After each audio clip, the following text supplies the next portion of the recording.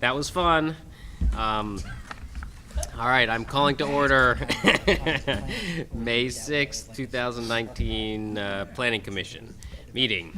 Can I get a roll call vote? Roll call attendance. Attendance. We vote, we leave. Chair Wadiska. I'm here.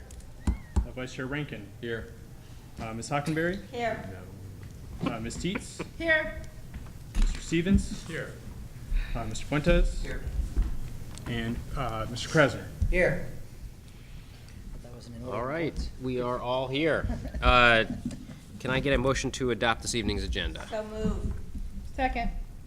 All those in favor? Aye. All right. Hearing none, no opposition. All right, we have no speakers this evening. Mr. Stoddard, have you received any petitions for items not on the agenda? I have not. Okay. All right, we're already at, exactly. Item 6A, the George Mason High School subdivision and consolidation plats. Sure. Before you tonight, Commissioners, this is an action item for PC's consideration and action. The final action on a subdivision and consolidation. This is for the approximately 34 acres that is currently the joint high school and middle school site that we're actually physically at today for this evening's meeting. I'm going to turn. Let's see, there is an amended motion from what was in the packet that was distributed at the dais tonight. There is an additional contingency barring some administrative cleanup. For the staff report, I'm going to turn it over to Gary Fuller. Thank you. So just to start this item, it's a three subdivision plats sets, and there's a single one which is the preliminary plat, and that's what's up now, and then there's additional final subdivision plat, and then there's a final consolidation plat. So I'll define those in a moment as we walk through them. So I just wanted to start off with this graphic. What I've done is I've highlighted at the top there's parcel A, which is owned by the city, and that's the football field and so forth. And if you look on the far left, there's a parcel B, and that's also owned by the city, and we use that for some public works uses currently. The balance of the parcel is the high school, middle school site, and so that's the big piece running along the bottom of the graphic. So this is the preliminary plat that gives us all the information looking at this before it gets cleaned up for purposes of the final plat, which we have two sets coming up. So if we go to the... So it's actually three parcels? It's three parcels. The bottom one has Yeah. some other labels in it. That's what we're starting with. And what I've done is I've labeled the two that we're creating from this, but I wanted to give you a highlight of this is what's out there now, because the plats tend to sort of go to the advanced stage. So this is where we are now. So this is the existing features, the existing property lines, and anyway, so go to number 2, please. This right here. Number 2, down one. Yeah, there we go. Oh, that's the same one, I'm sorry. My mistake. Parcel. Yes, 3, at the top. I looked at this, it was hard to follow. Yeah, it's easier. There's a lot of lines. And blurry. This is blurry, right? It's not my eyes? The screen? Yep. Yeah, It is blurry. okay. No way to And no way to both remedy wearing that. glasses, so. No, apparently not. I'm We need a getting, taller planning commission clerk. That sounds like me. I can't do everything, Paul.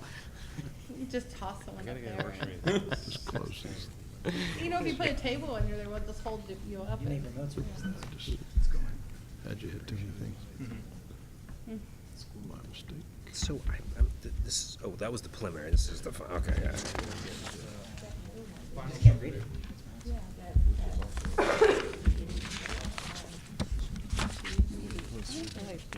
Not responding, it's the best. It's really nice, yeah. Every time you do a presentation, they update the software and it still doesn't work. Click it. So anyway, that's some background while we're pulling that up.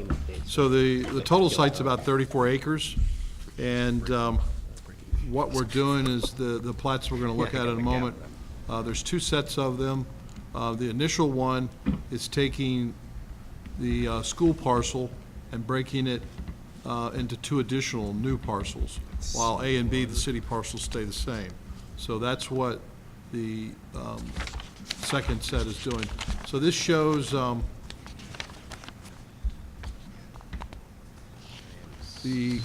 okay, go ahead and leave it here, I'll tell you to go.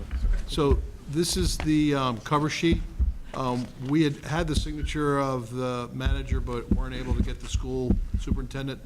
They've both signed and are parties to this application. He wasn't available, so we couldn't wrap up the signatures. So that's the purpose of the change in the motion, the update. We're supposed to have signatures on it for final approval, but administratively, we're asking that to be a contingency, and staff will wrap that up with any other text changes, and we're referring to the cover sheet. So in looking at that, you have an area tabulation, and it's kind of hard for me to read too, so. Any way there- to kill the lights, maybe? It's like washed out as well. Can we, Yeah. it's front row of the lights? He doesn't have anything up Maybe we should to just look at. close our. It's just very hard to see. There you go, the area tabulation. Just that front, maybe those front I- lights. Is this what we have in front of us, Gary? Yes, Pages. this is the blue tab. Look for the blue tab, the Got it. top Okay, left. all right. And then the green tab will be the next set, because A little bit gets a little better. confusing That's quick. better. Okay, there we That's go. actually a lot Now, better. could Great. you see it with your left eye? That's a lot better. That's So, What's coming? so here's the total down here, the 34 acres. What we're doing is we're creating from C, which was 24 acres and change. It now becomes 14 acres and change, and we create parcel D and E. E is approximately 9 acres, parcel D is 1.2. Parcel E would be the new West Falls Church Economic Development Mixed-Use Project parcel, and D would be the adjacent piece where, at this time, is a proposed garage with parking. So that's really a shared area for parking between the new high school needs as well as the developer. And that's to be determined in the future. But at this point, all we're doing is creating the land to allow for the other contractual events that are scheduled in the coming weeks with the developer of the West End Economic Development Project. So go over to the title on the bottom right. Yeah. So the Historic Commission, we didn't have a name for this subdivision. We always look it up, and it was an unnamed parcel. So in your package is correspondence from the Historical Commission, Ron Anzalone, in which we received information and some history of basically the property owners historically. And in talking and doing a quick follow-up, there were several names that were mentioned, and Barrett's Hill was the one that we gravitated to. And when I say we, staff and Ron Anzalone, we kind of agreed that one. The fact that it's a high point there, Barrett was the historical owner's name, and there's some history and so forth that's provided in their comments. But anyway, so there is that name that's been labeled on all the subdivisions. Okay, go to the second page, please. So this is blue tab 4, and we've got 4 pieces to this. So once again, here's the parcel owned by the city, A, and that's unchanged in this. So go to the next page, please. So that's Here- like football field, right? Yes, and then you see parcel B on the left again, and then you see a majority of parcel C that'll become the middle high school. Then we go to the next slide. So- And then you'll see the balance of parcel C, and then you see the newly created parcel D and E. So we're just dealing with the subdivision, not who owns it at this minute, this at this point? Exactly. We're creating, well, at this point, what we're doing is we're creating from both the city and the school parcel, this additional parcel for the economic development site, the E and the D. And then what we're gonna do, and I'm showing the next plat, is we're gonna consolidate the two city properties, A and B, with C to form a new C1. And that's our green tab, the next set. Okay, all right. And so I'm we'll getting ahead walk of- through that next. And so this plat will be used in proceeding with the negotiations on the mixed-use project. And will E ever need to be subdivided for like condos and that kind of?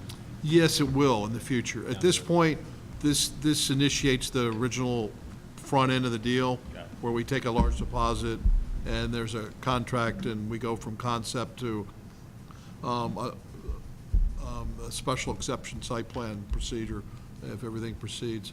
And so this plat will be used to initially, as part of those documents. Later on, the configuration is fee simple only for the condos, if I recall, and the rest of it would be a 99-year lease that the city would hold. The land and the developer would have the leasing, and so, and then parcel D is really allocated for parking, for shared parking uses, and that could also change in the future. At this point, there's a concept for a parking garage, but originally, the schools had a surface parking lot there. So at this point, they're working towards a garage, but, that'll be figured out. And once again, if things change in any way that we need to re-subdivide this further, or when we talk about the site plan later tonight in work session and later on the agenda on May 20th, then those will be amendments, to the site plan, or we would re-subdivide further. So that would come back to you. So at this point, this is all that we need for what they're doing. So, let's see, I think there's one more page. That's it? That's all four? Okay. Okay, perfect. So anyway, so what we did is we just walked through the creation of E and D for the economic development site. So we're gonna go to the final set, which is your green tab. And this is what we call the consolidation set. So we'll pull that up in a moment. That's why I tabbed these. It gets, you start looking at these, and they all look the same.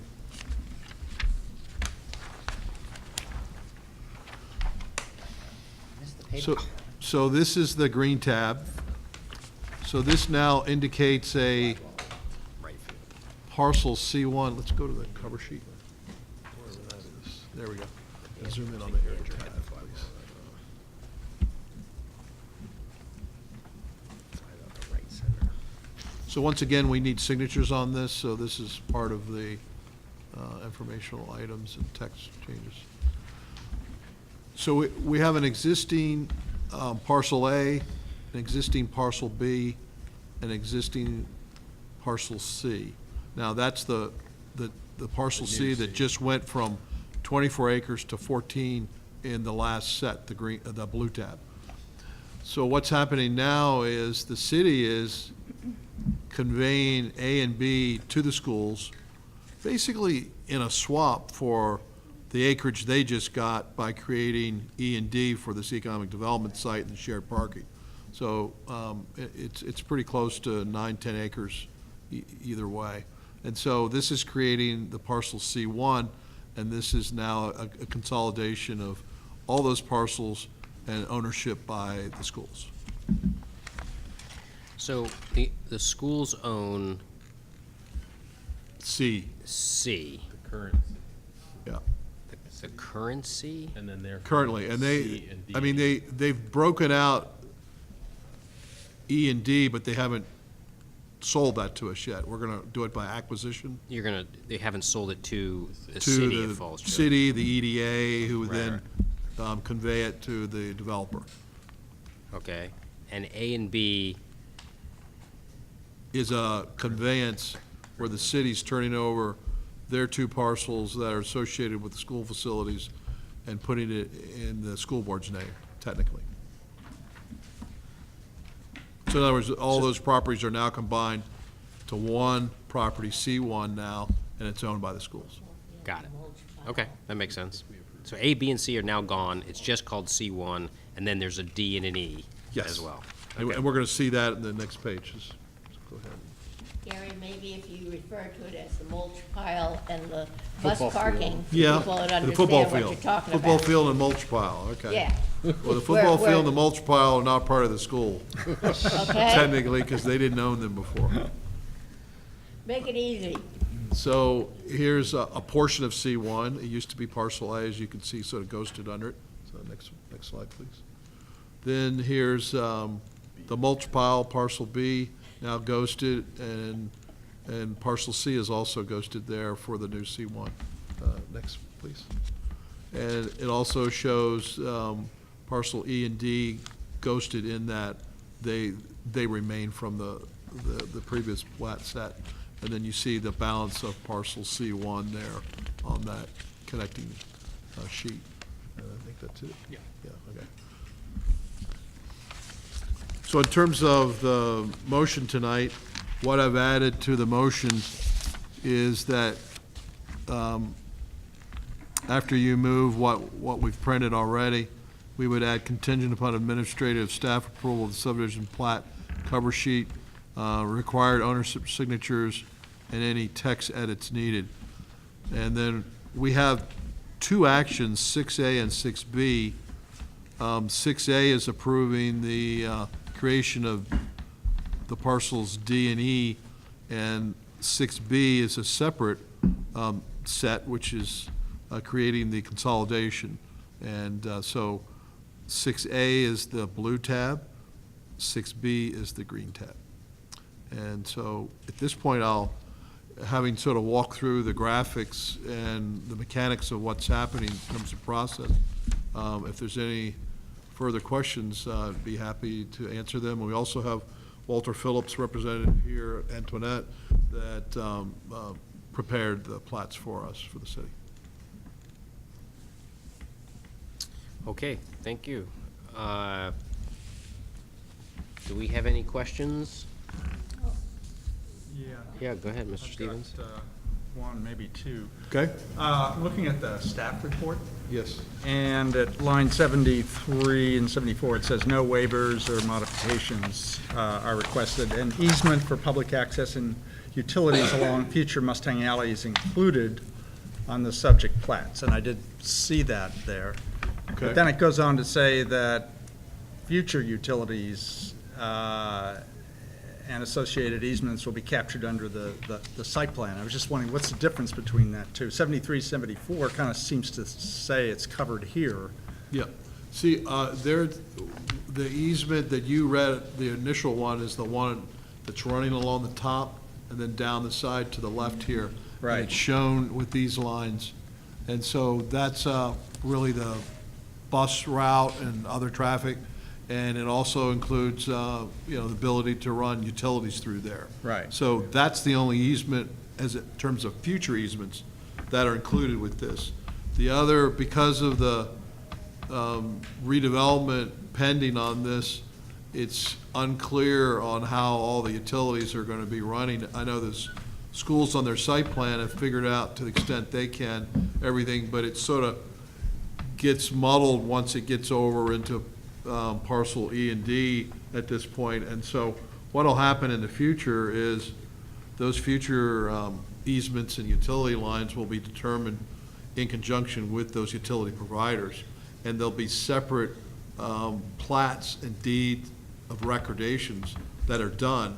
And then in future subdivisions, those will be part of the records of the courthouse, and they'll be captured at that time. And that'll But- substitute for And these so- then, for And now. so to the extent, yeah, and so to the extent that we can get them with the site plan, which is, a work session item tonight, we're getting those, but, knowing that, they'll be captured eventually by the utilities doing their own easements and deeds of recordation, or in conjunction with us doing them. But So- at this point, they're unknown, so we can't plat them for the purposes of this subdivision.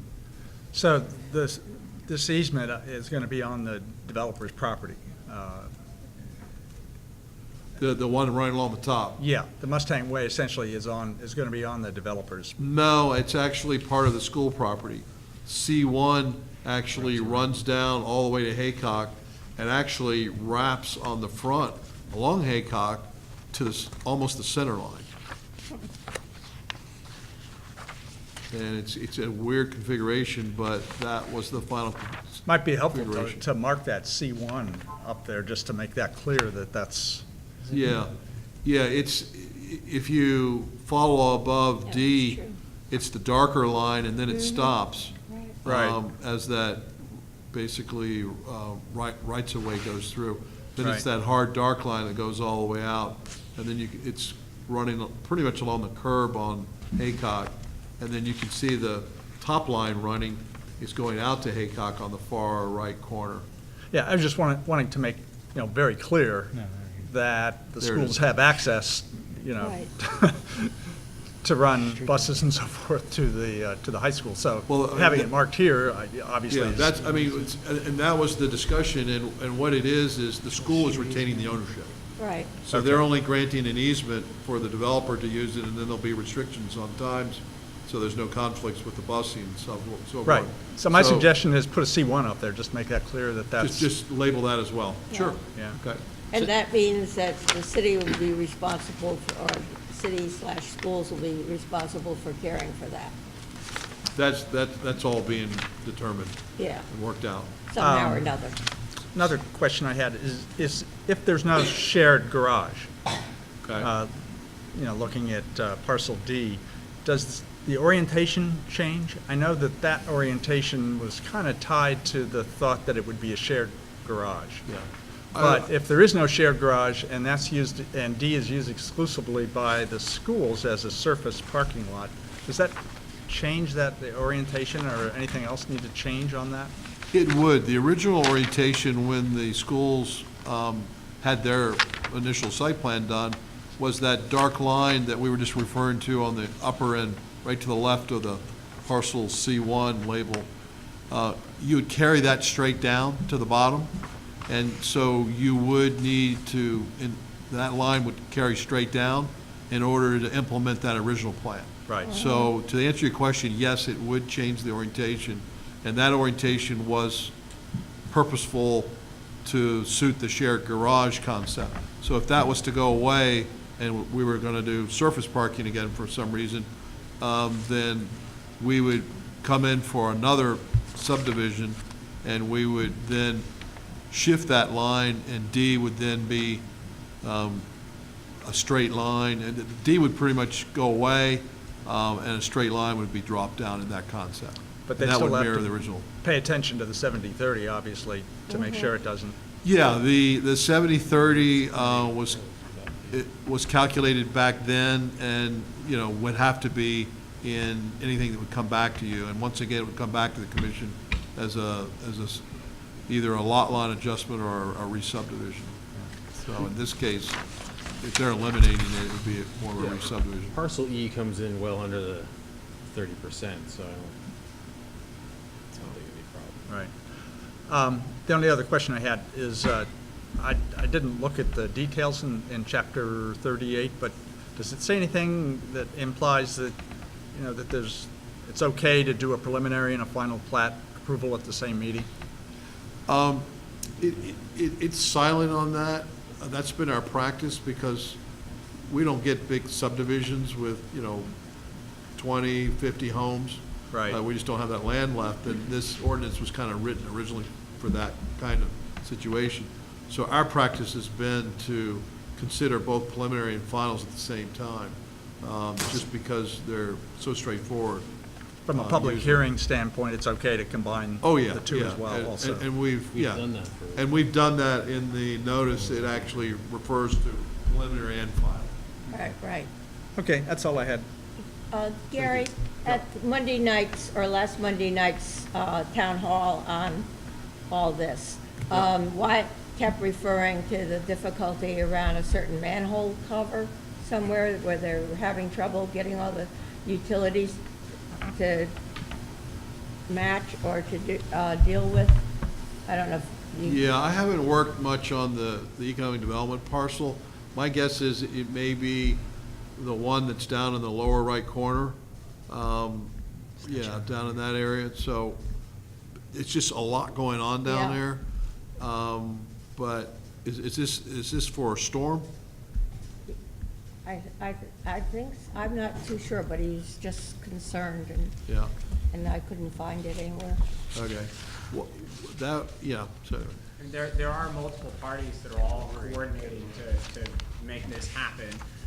You've got the schools for their end trying to figure out how to do a gravity-fed stormwater and sewer system, separate system.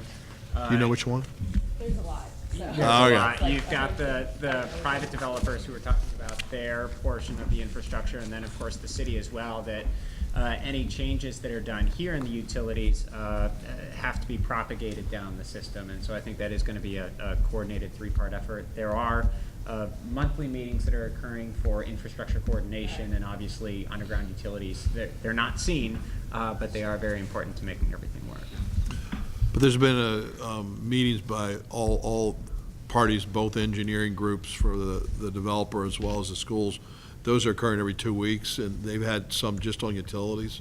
So it's being coordinated well. I mean, they may be running into issues that they got to deal with, but, you know, they're on it. Another question, Yes. didn't occur to me earlier. There's that old easement along Haycock that says existing perpetual street easement. Is there a reason why we don't just turn that into right-of-way now, and dedicate that, since now, I'm assuming that, I don't know the history, that's an old deed number, I haven't pulled that to read it, but is there a reason why we wouldn't dedicate that as right-of-way now? That block of Yeah. Haycock is now in the city, right? Yeah, I mean, yeah, the property's running out to the center line, literally. Right, so why wouldn't it be cleaner to dedicate that as right-of-way, as opposed to having it out to the center line? Isn't that kind of an odd way to do it? Because then we're measuring setbacks and stuff, it's all coming off of center line as opposed to a more natural Others boundary. have looked at this extensively. I think in terms of the 70-30 split, some of that's being counted. And so I think if you were to dedicate that, it couldn't be. And Okay. so, Guess we need every inch we can get. so there's there's a lot of different things going on why it's not being shown as a dedication on this plat. Right. But I know, they're trying to work through all things. Because normally at subdivision, that'd be required, right? Is that a waiver? In terms of, it can be an easement or a dedication. Okay, We can take it either way. all right. The fact that it's, existing.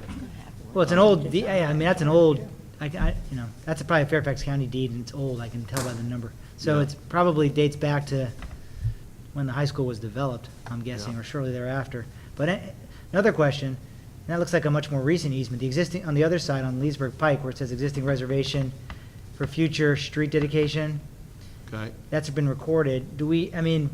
Speaking of that, do we know, as far as improvements to Route 7 on that frontage, is that the amount of dedication we need, we want, VDOT wants? I don't know, where did that come from? Do you guys know the history behind that? That was when MEH got That, the existing reservation for future street dedication, and what the status of that is? And it ends kind of in an odd configuration there, I don't know. I think it's an existing one that was always there that's going to do what you just said. Yeah. It needs to go to the street Mhm. technically and be be added. Right? And so apparently that's what that would be. I don't know, Antoinette, any Yeah, thoughts on that? My understanding was that was done when the middle school redeveloped. Right. And I don't know the history behind why it's like oddly shaped and why it stops there and doesn't continue in front of the middle school or anything like that. But my understanding was that it was going to be for like a street widening, potentially you're adding a turn lane, which we are adding a turn lane. But like Gary said, I think the attorneys had looked into like why we can't dedicate these street reservations at this time. Mhm. So I think we're kind of just leaving them where they are. But all our setbacks are from curbs anyway here in the city, so like along these frontages. Mhm. So, our setbacks are going to be wherever that turn lane ends. Okay. But I think that was the goal of the street dedication at the time. to be able to add that turn lane later on, which we are doing. It's just, Right. Just want to make sure, because then we're about to look at the site plan as a work session item. We want to make sure that anything that's, or might be nice to have as part of this site plan, we're not precluding here. So I don't know. I understand there's a lot of balls in the air and it's moving quickly, but I just hope we don't have to come back and fix things and change things because we were moving too quickly.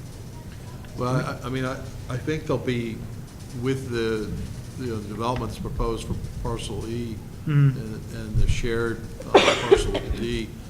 I think in the future, there will be probably some modifications, some changes where they'll come back, but I think at this point, all this has been looked at, I know, very carefully, and this is the configuration. I understand. Those are famous last words, but Yeah, that's fine. but it's, I wouldn't say it's the final either. I Okay. think it's subject to change based on as things proceed and so. All right. So help me understand this a little bit. I'm a little less familiar with this than Brent is, for sure. So this weird looking fish hook, let's call it that. Okay, That's all part of C1, right? yes, that's correct. Okay. And so on the one to the east, Haycock,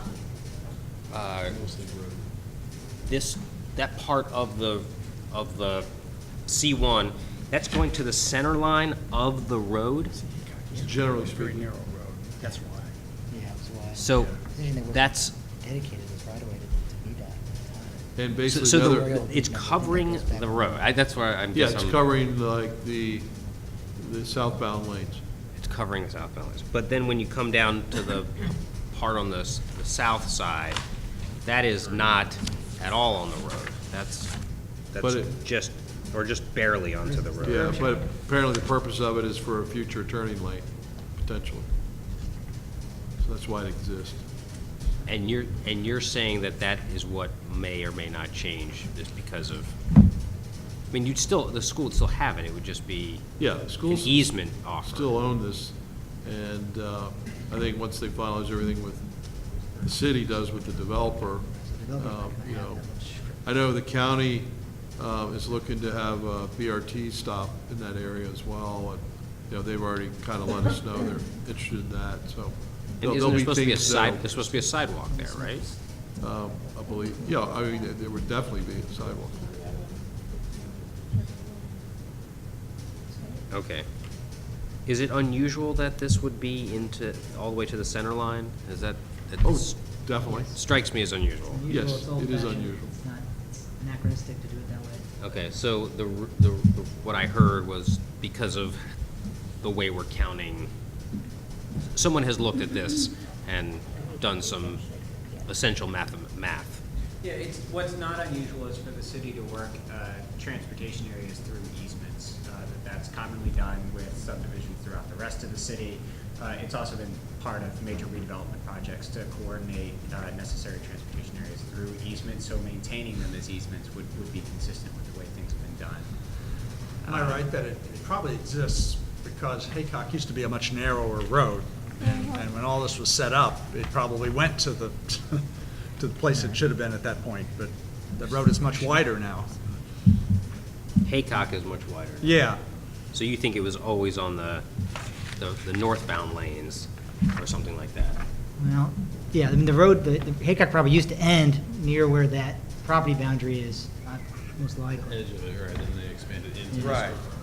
And so Yeah, the something like school gave them the easement to widen that road? Yeah, Yeah, and they probably never changed the line. The county probably required it, that's, back when, and that deed number I know is an old deed number, like 75, whatever, it's probably going back to the 50s or 60s.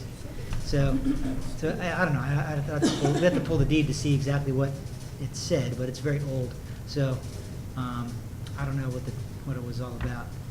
But yeah, bottom line is, it's not uncommon in some old communities, you can see situations like that where the property goes to the center line, and sometimes that can be problematic from a zoning perspective because, again, there's issues of measuring setback and you know, that type of thing.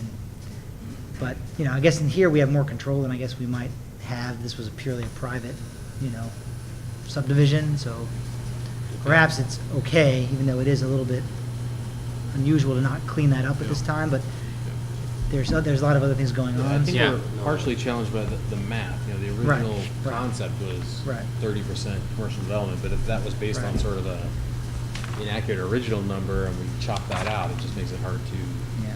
I think, keep up with the spirit of the original agreement with the county. Understood. And so, at this point, we're gonna see the site plan. Parcel D at this point is still planned to be a garage. Yes. Okay, so it's not, you were talking about a hypothetical if it went, or somebody was And the at. schools was always planning on doing site plan for parcel D as a second phase, right? Yes, yes. So they weren't gonna try to include that in this.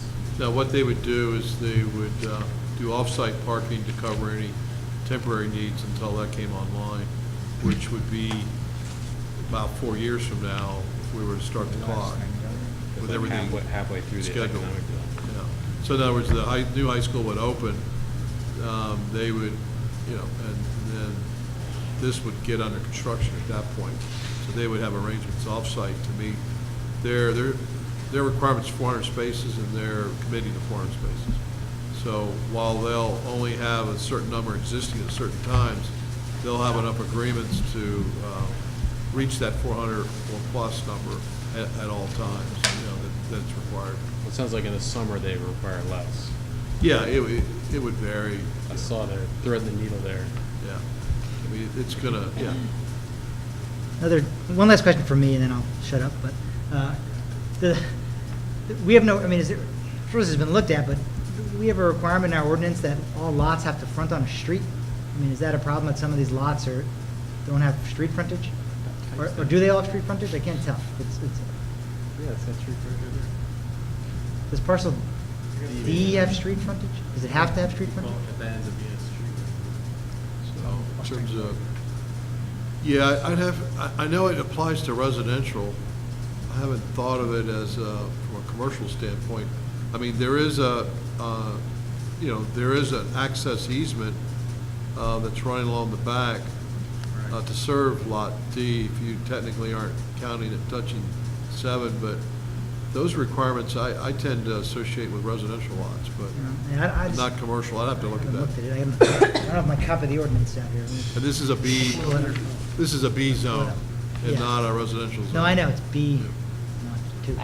I know John Boy looked at it, Okay, because we asked that question. yeah. Yeah, we shared that, Antonette's correct, we shared that same question with the zoning administrator and his evaluation that all of these things met the requirement. Okay, E does have street frontage, and then D is under co-ownership, and I can't remember if that was the rationale, I'm trying to pull it up now. That's one of the, rationales he does use is the co-ownership piece, but, yeah. all right.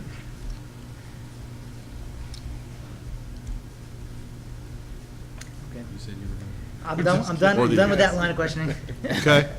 All right, does anybody else have any other questions? Other than the math, it seems pretty straightforward. I mean, it makes sense that we would do this. Okay. No other questions. All right, so this is a public hearing, so let me open it up to the public. Does anybody have anything they would like to say on action item 6A? All right, I'm gonna close it to the public then. All right, does anybody have questions on the motion and the changes as proposed by staff? I think it just simply means they need a signature that they don't have already. It's my- Yeah, that and whatever associated text changes we need to make. Change upon 6A, 6B. 6A splits Okay. that I'm a little confused about what I have in front of me. parcel. So 3, and 6A is 6B. tab blue, Yep. and 6B is tab green. You have to do one, then So one I splits parcel C. understand. And the next one First combines one, A, yeah, B with splits C. and creates the new parcels. What we've Second one just- consolidates. And what we've just discuss as actions items A and B. On Yes. The land transfers. I got Yes, it. Okay. and so we're breaking them out as two Land transfer. separate actions, because they're two different, sets of plats and actions. Okay. All right, I follow. Everybody else follow before we make, Well, the land transfer is Just to separate. clarify on the agenda, yeah, the agenda as printed should include 6 items under, I'm sorry, 3 items under number 6. There should be an A, B, and C. The planning commission's recommendation on the land transfers is the last action item for tonight. What's before you in this staff report is just 2 actions. First, as you correctly said, is the division of the land to create parcels D and E, and then the second is the consolidation to create the larger C1 parcel. Where we take A, B, and C and make that C1. So we And then take we have to do football other field, motions. mulch pile, The staff MEH. report that's on the dais has it recorded correctly. yeah. what's the C? I mean, I follow all of this. I'm confused. You said there should have been 3 items on this? That's where you lost me. Not on this staff report, but I'm saying on your agenda that the commission has a 3rd action item tonight, and that's to make a recommendation on the council of the conveyance of land. So you guys kind of did it wrong on the agenda. Yes. The first item should have said A and B. Yeah. The one that says B really should say C, because that's Should have the been, yeah, 6C staff A, report. yeah, the On the subdivision. They have, like, agenda, new parcel. 6A is George Mason This High is the School 6C. subdivision. They should have made that A, C, and that should have been A and and B. consolidation, B. And then the other one is right. And then we haven't yet actually talked about C, which is actually swapping the land between the schools and the city. And the Right. motions differentiate between the two. Yeah, so this So- motion B is not. 6A is the agenda B. blue tab, which is the creating the new lots, and 6B is the consolidation. I follow. Yeah, I mean, That's just the- a labeling problem. But the on agenda could have had an A and a B for this. It only had an A. Yeah. Got and- it. And then what's B really should be C on the agenda. and C and D when we get there, actually. Or C and D. You're right, because there's 2 motions, aren't there? And you're right, there's 2 more motions, so, there you go. All right. It's the Okay. problem with auto numbering. Because we have a buy and a sell. For $10. Yeah, but you get it back real fast. Okay, does everybody follow that? So we're just voting, or we're just gonna entertain a motion on items A and B as listed on this agenda. We're just talking about the subdivision consolidation plats and then ultimately the land transfers. All right. Everybody's clear? They should Alright. probably be separate motions. because They they're will, written up they that will, way in they the will. staff report. All right, so I will entertain a motion, hearing no questions here, on item 6A that deals specifically with the subdivision and consolidation plats. Mr. Chair, I move that the Planning Commission grant preliminary and final subdivision plat approval of Barrett's Hills subdivision, being a re-subdivision and consolidation of the properties of the Falls Church City School Board of the City of Falls Church, Virginia, contingent upon administrative staff approval of subdivision plat cover sheet, required owner signatures, and any text edits needed. I'll second it. I'm not sure who seconded it. Was that I Lindy? did. Lindy? Lindy, All Way right. over here. Lindy, you can have it. Okay. She was just slow. Okay. Should we do this vote in the light? It feels very cloak and dagger. I can do it. Where's the switch? What are we zoned as, B2? That was the zone there?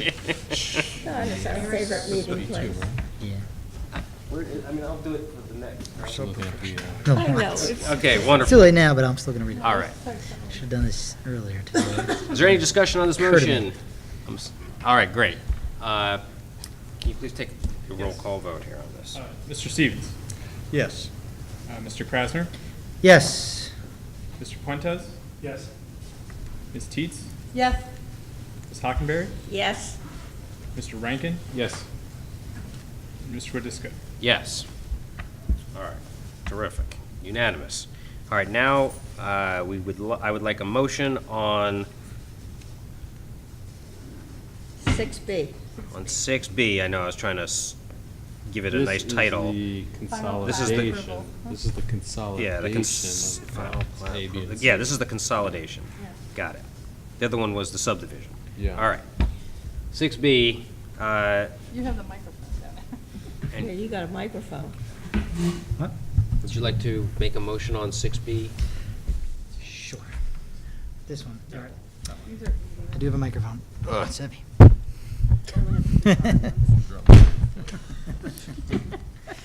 Okay, I will move that the planning commission grant final plat approval, being the consolidation of parcels A, B, and C, Barrett's Hill subdivision, contingent upon administrative staff approval of the subdivision plat cover sheet with the required owner signatures, and any text edits needed. I'll second that. Any also. text, that's a pretty broad, any text. Any text edits? Wait a second. All right, we have a second. You okay with your motion? You want to discuss your motion? Well, I guess we trust staff. Any text edits, they could put in all kinds of stuff. I trust them. Well, Okay, all the, right. the chair will have the opportunity to look at the signatures and any text edits and sign it. All right. Right? Okay, let's All please right. have a roll call vote on this. Mr. Stevens? Yes. Mr. Krasner? Yes. Mr. Fuentes? Yes. Ms. Teets? Yes. Ms. Hockenberry? Yes, Mr. Rankin? Yes. Mr. Wodisca? Yes. Okay, wonderful. Now we are moving on to items not listed, C and D, related to the oh, no, we did, Transfers, yeah. We just did the consolidation. related to the land transfer, exactly, the land Commissioners, transfer. before you tonight is a staff report. This is for your recommendation to the city council. Same as the previous item, this one is a two-parter. The first recommendation before the planning commission is on the acquisition of approximately 10.32 acres. This would be the parcels E and D that were being discussed in the previous item. The second recommendation before the commission is the conveyance of approximately 9.97 acres. These were the old parcels A and B, the football field and the mulch pile, over to the school board. Let's see, so that is the request to make those recommendations. Recommendation from staff is that the planning commission make a positive recommendation on the two land transfers.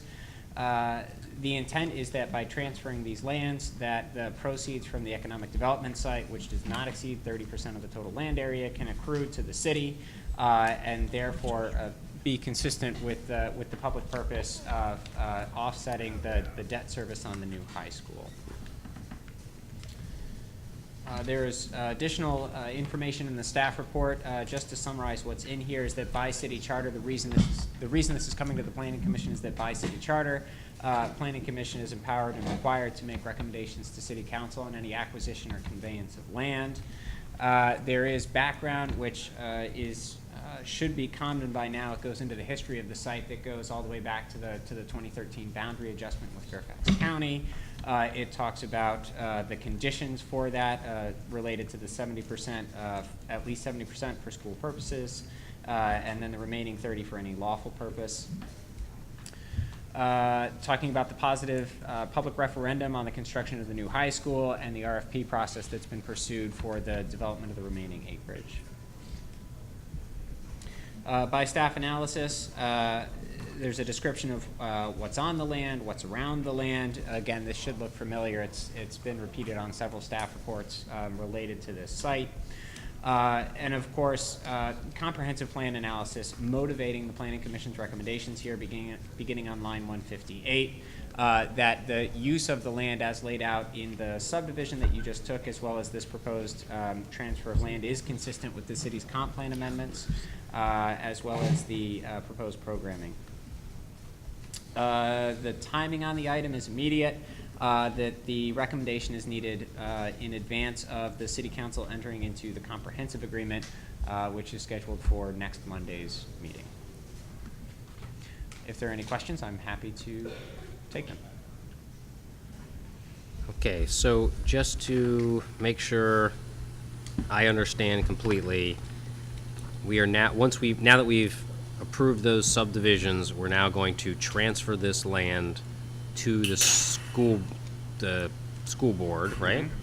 The general city government, C1. yes, Well, to the school board. The city government, prior to the next 5 minutes, the city owns the land, C1. Well, the planning commission here is making a recommendation. The planning commission is not empowered to transfer land ownership. It's Okay, a recommendation to fair enough, council. Yep. absolutely. So, at this point, the land is owned by the city, and we're gonna take C1 and move it into the school board. A portion of C1. If you, in the proposed motions, you'll see the acreage that's proposed for moving. The city will be acquiring 10.32 acres. That will be parcels D and E. And we'll be giving up approximately 9.97 acres. That is the football field and the mulch Yeah, so pile. remember just a minute Okay. ago, we created C1? Yep. Before we did that, A and B was actually owned by the city. Right. Yep. And so we're trading that with the schools in exchange for half of George Everything- Mason, Everything west the and new then D and E. everything east. Now, my question is, should the parking garage fall through, will the city convey that land back to the schools, or it just doesn't matter, that the city can continue to hold that if it becomes a surface lot for the schools? Parcel D. The use of parcel D. I know that's been an ongoing conversation. I mean, it seems, to me, seems inconsequential who owns it, Yeah. I mean, if it becomes a school park. the sort of discussion we did earlier was that we would draw the line straight down to sort Oh, and of then be where re- we were initially when the school had their initial plans. Then the developer came on the scene and he suggested the shared concept.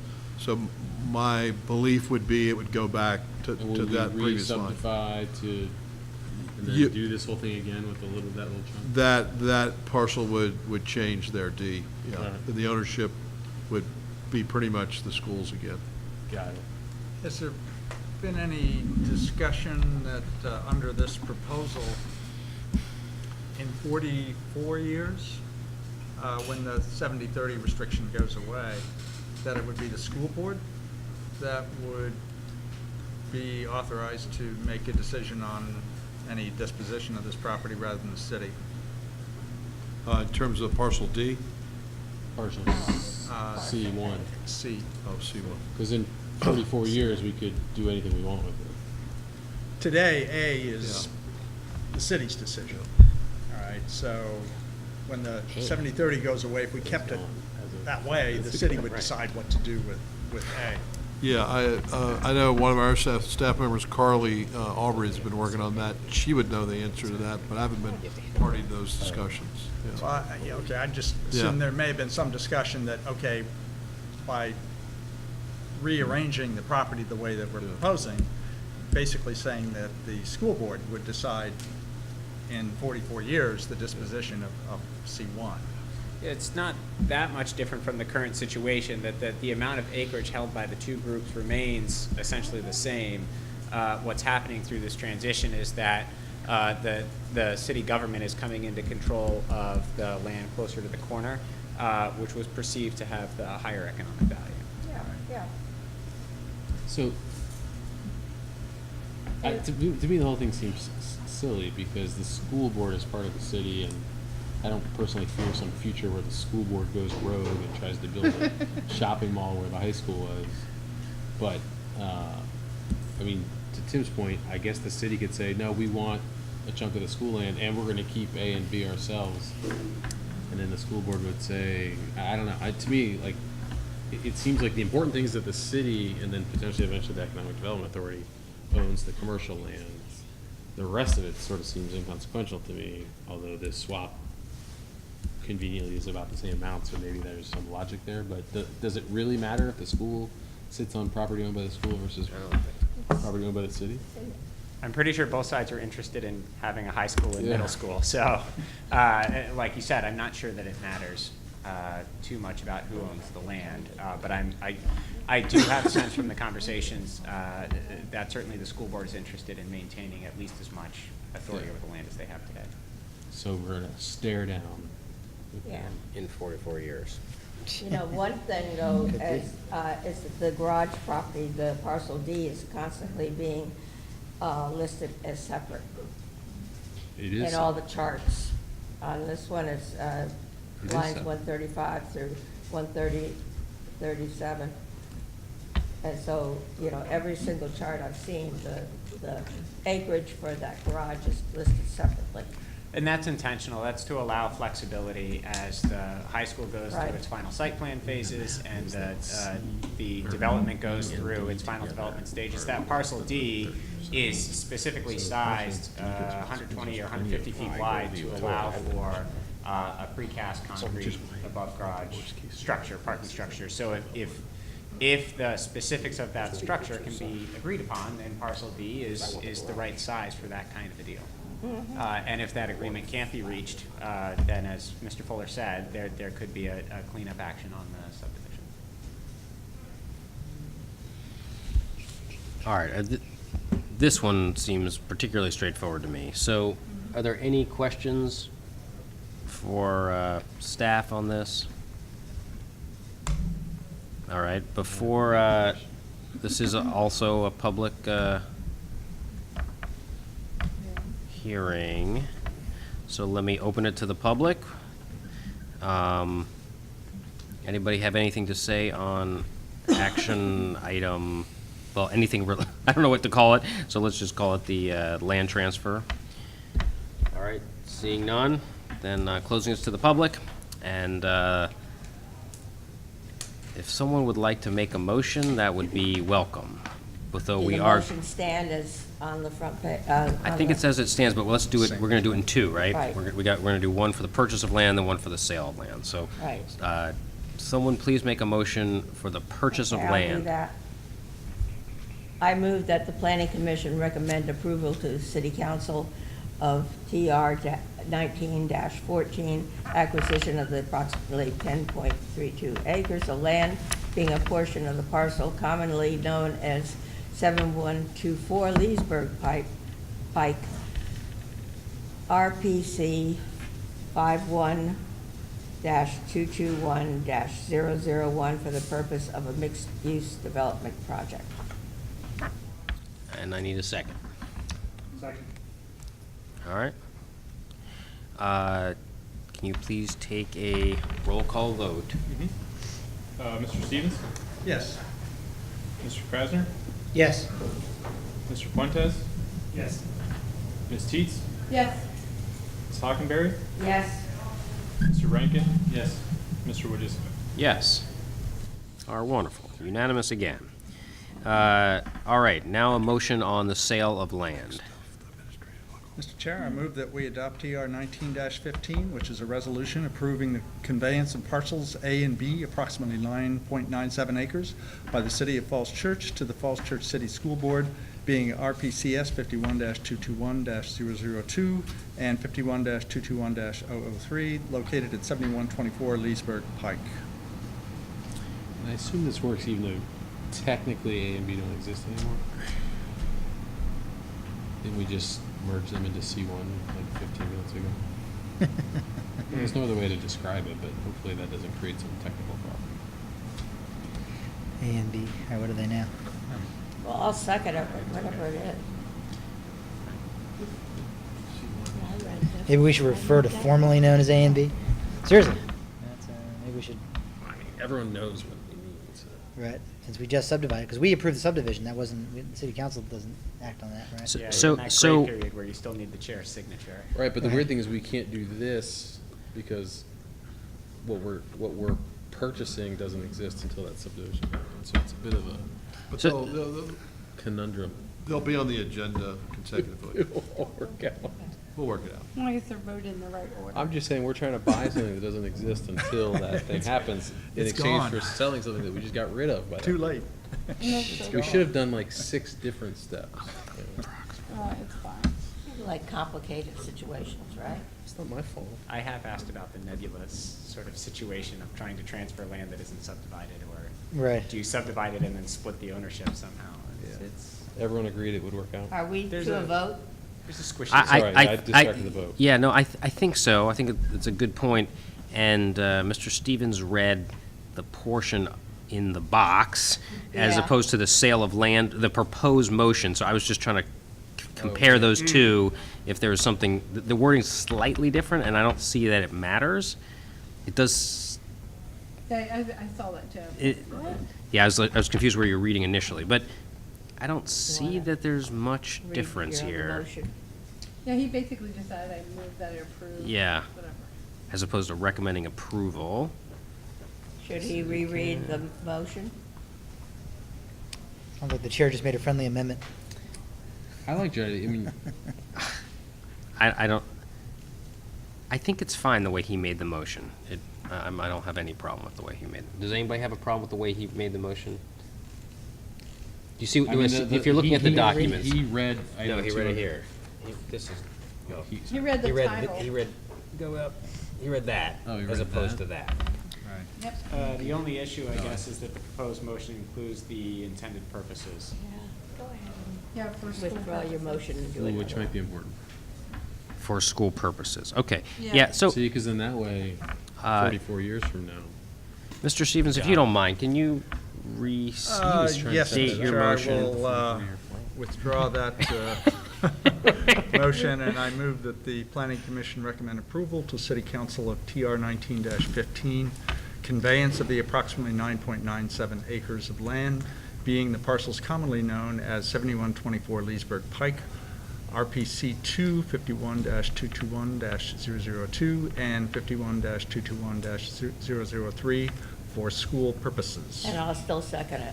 44 years Amazing, from that now, was watch this amazingly well video. done that second time.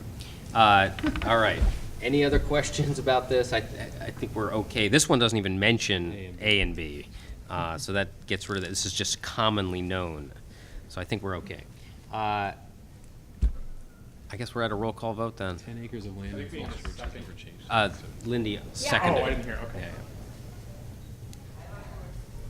Yeah, Mr. Stevens? Yes. Mr. Krasner? Yes. Mr. Fuentes? Ms. Teets? Yes. Ms. Hockenberry? Yes. Mr. Rankin? Yes. Mr. Wodisco? Yes. This is the largest land sale in the city. Yeah.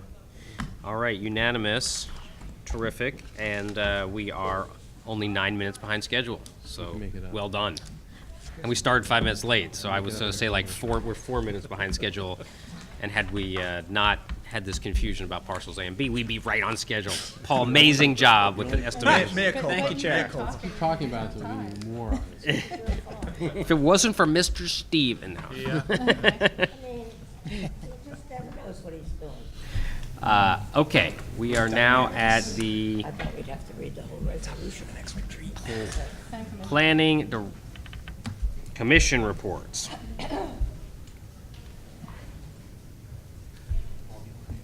Does anybody have any reports they would like to report on over the last 2 weeks? I'd like to report on CACT and Rexon Park. You may begin.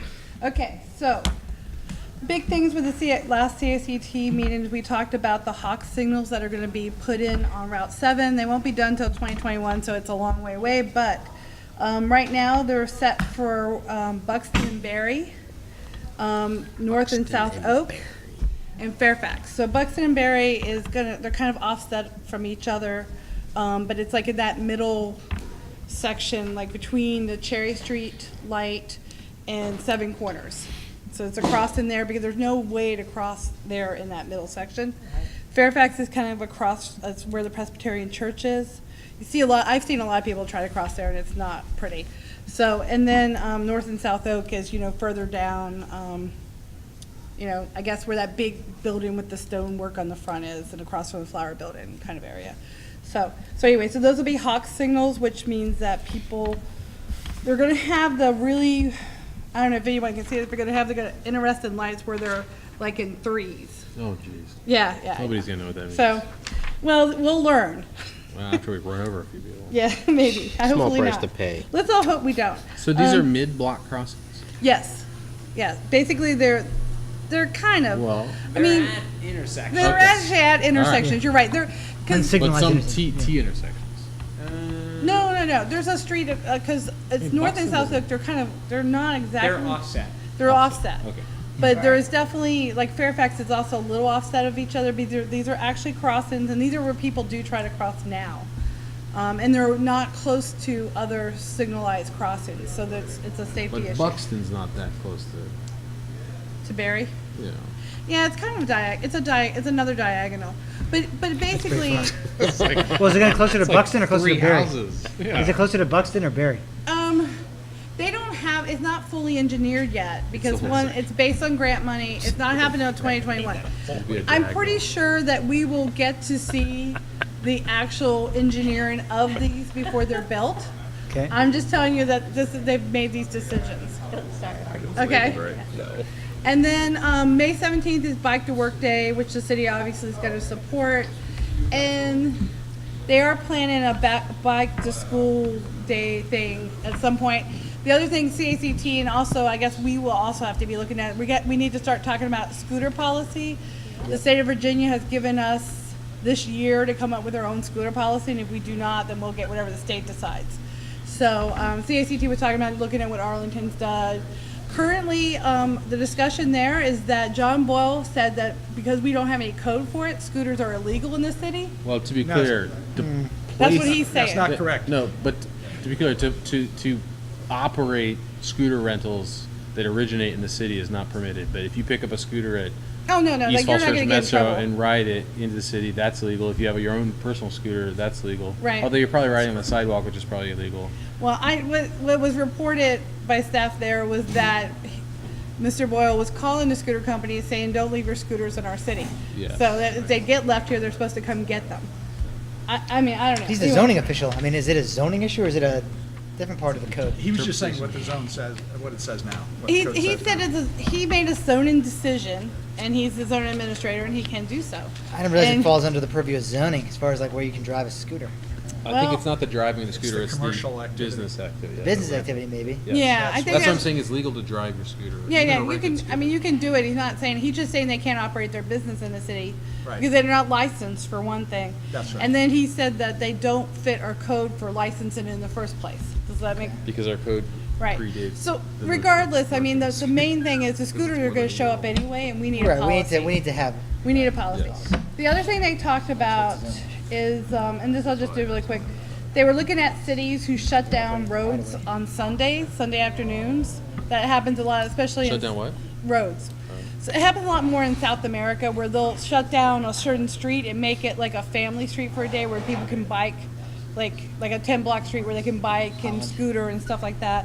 I don't know if we're gonna do that, but it's something they're looking at. I thought it was interesting. They've done it in parts of streets and neighborhoods.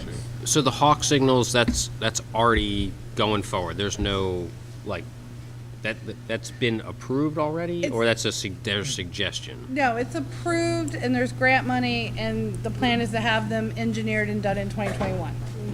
2021, okay. Okay, so we're still, like I said, I think we'll probably see a more specific engineering plan before that. I just want you to be aware that they have picked their intersections based on, looking at the traffic flows and where people want to cross and things like that.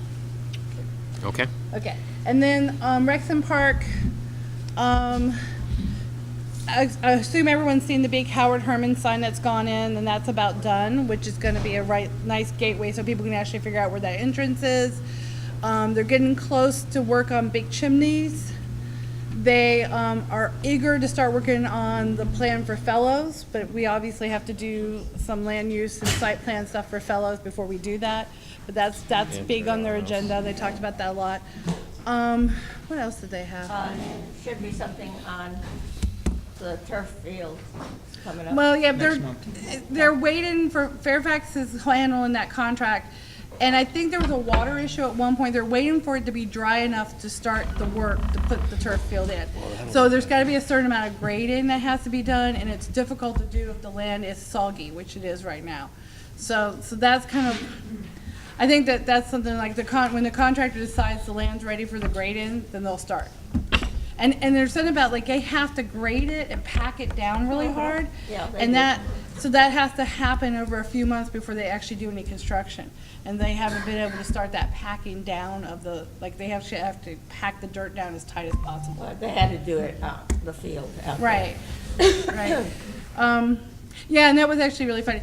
They said when they did the high school field, when they dug it out, it turned out that was like a dump. Yeah, it And they cost found $500,000 actual more. cars in there. Yeah. Really? So they were saying that when the new high No, school. Tony the Pony was not in there. No, they were saying they hoped heard that that the new story. high school had done enough bore-ins because there's a good chance there's actual cars under, because it was basically a dump. And they had to pull whole cars out of there before they could pack the Kissling dirt had a down. good Yeah, it story was of the land. half a million more. This is where? At the Barrett football was having- field. Back in the day. So that whole area back there was a dump at some point and Yeah. got filled in.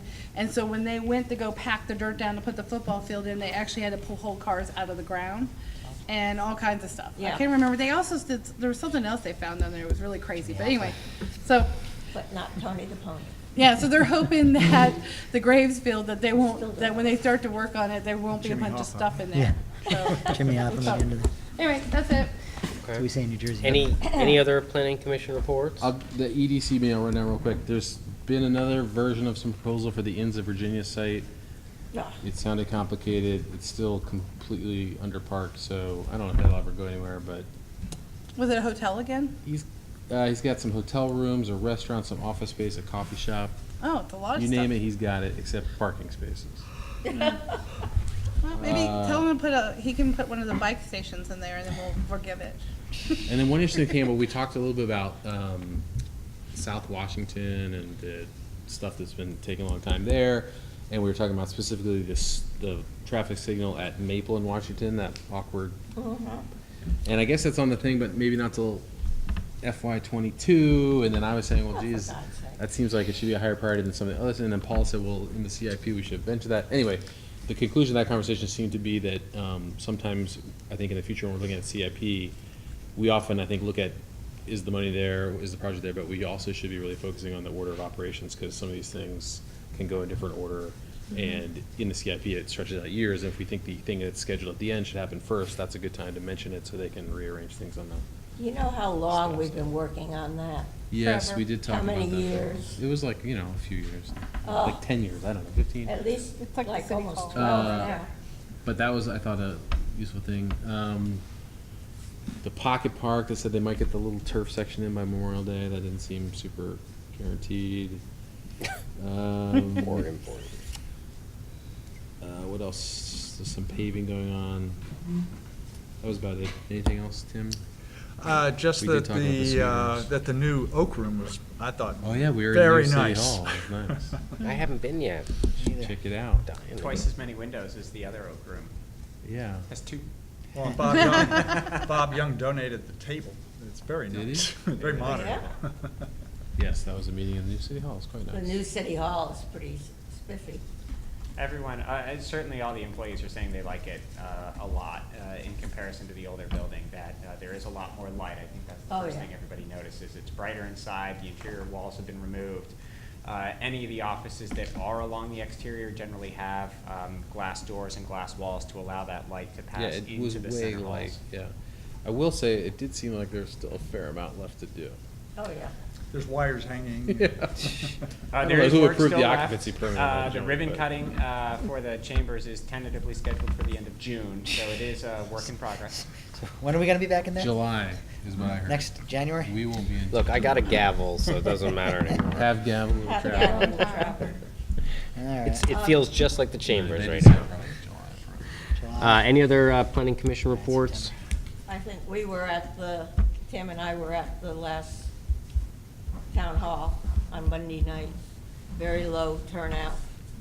Well, by the 20th. But I did talk with a couple of people who live in Fairfax County, and they were very complimentary about the amount of information that had gone out. Did they write a letter? And very, thought the transparency of the whole situation with the schools and Probably the on the new other development side. was very well publicized. So that was nice. Very impressed. Anything else? Let's go. All right. Did we talk about the Miller House ever?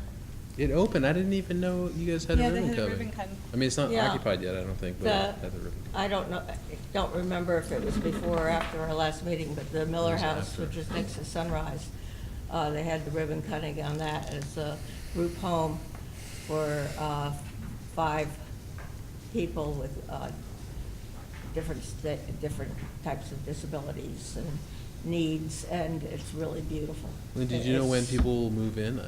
Yeah, they're gonna be moving in a couple weeks now. But the young man who's getting the apartment downstairs didn't want to leave. He was right on. He Leave said, "I'm the just ribbon staying." cutting, yeah, he's. And his father said that he had worked before with Sunrise in another situation. So that would be a beautiful Yeah. combination there. And then the upstairs rooms, there's 2 on the main floor and 2 on the second floor with ADA, really beautiful bathrooms.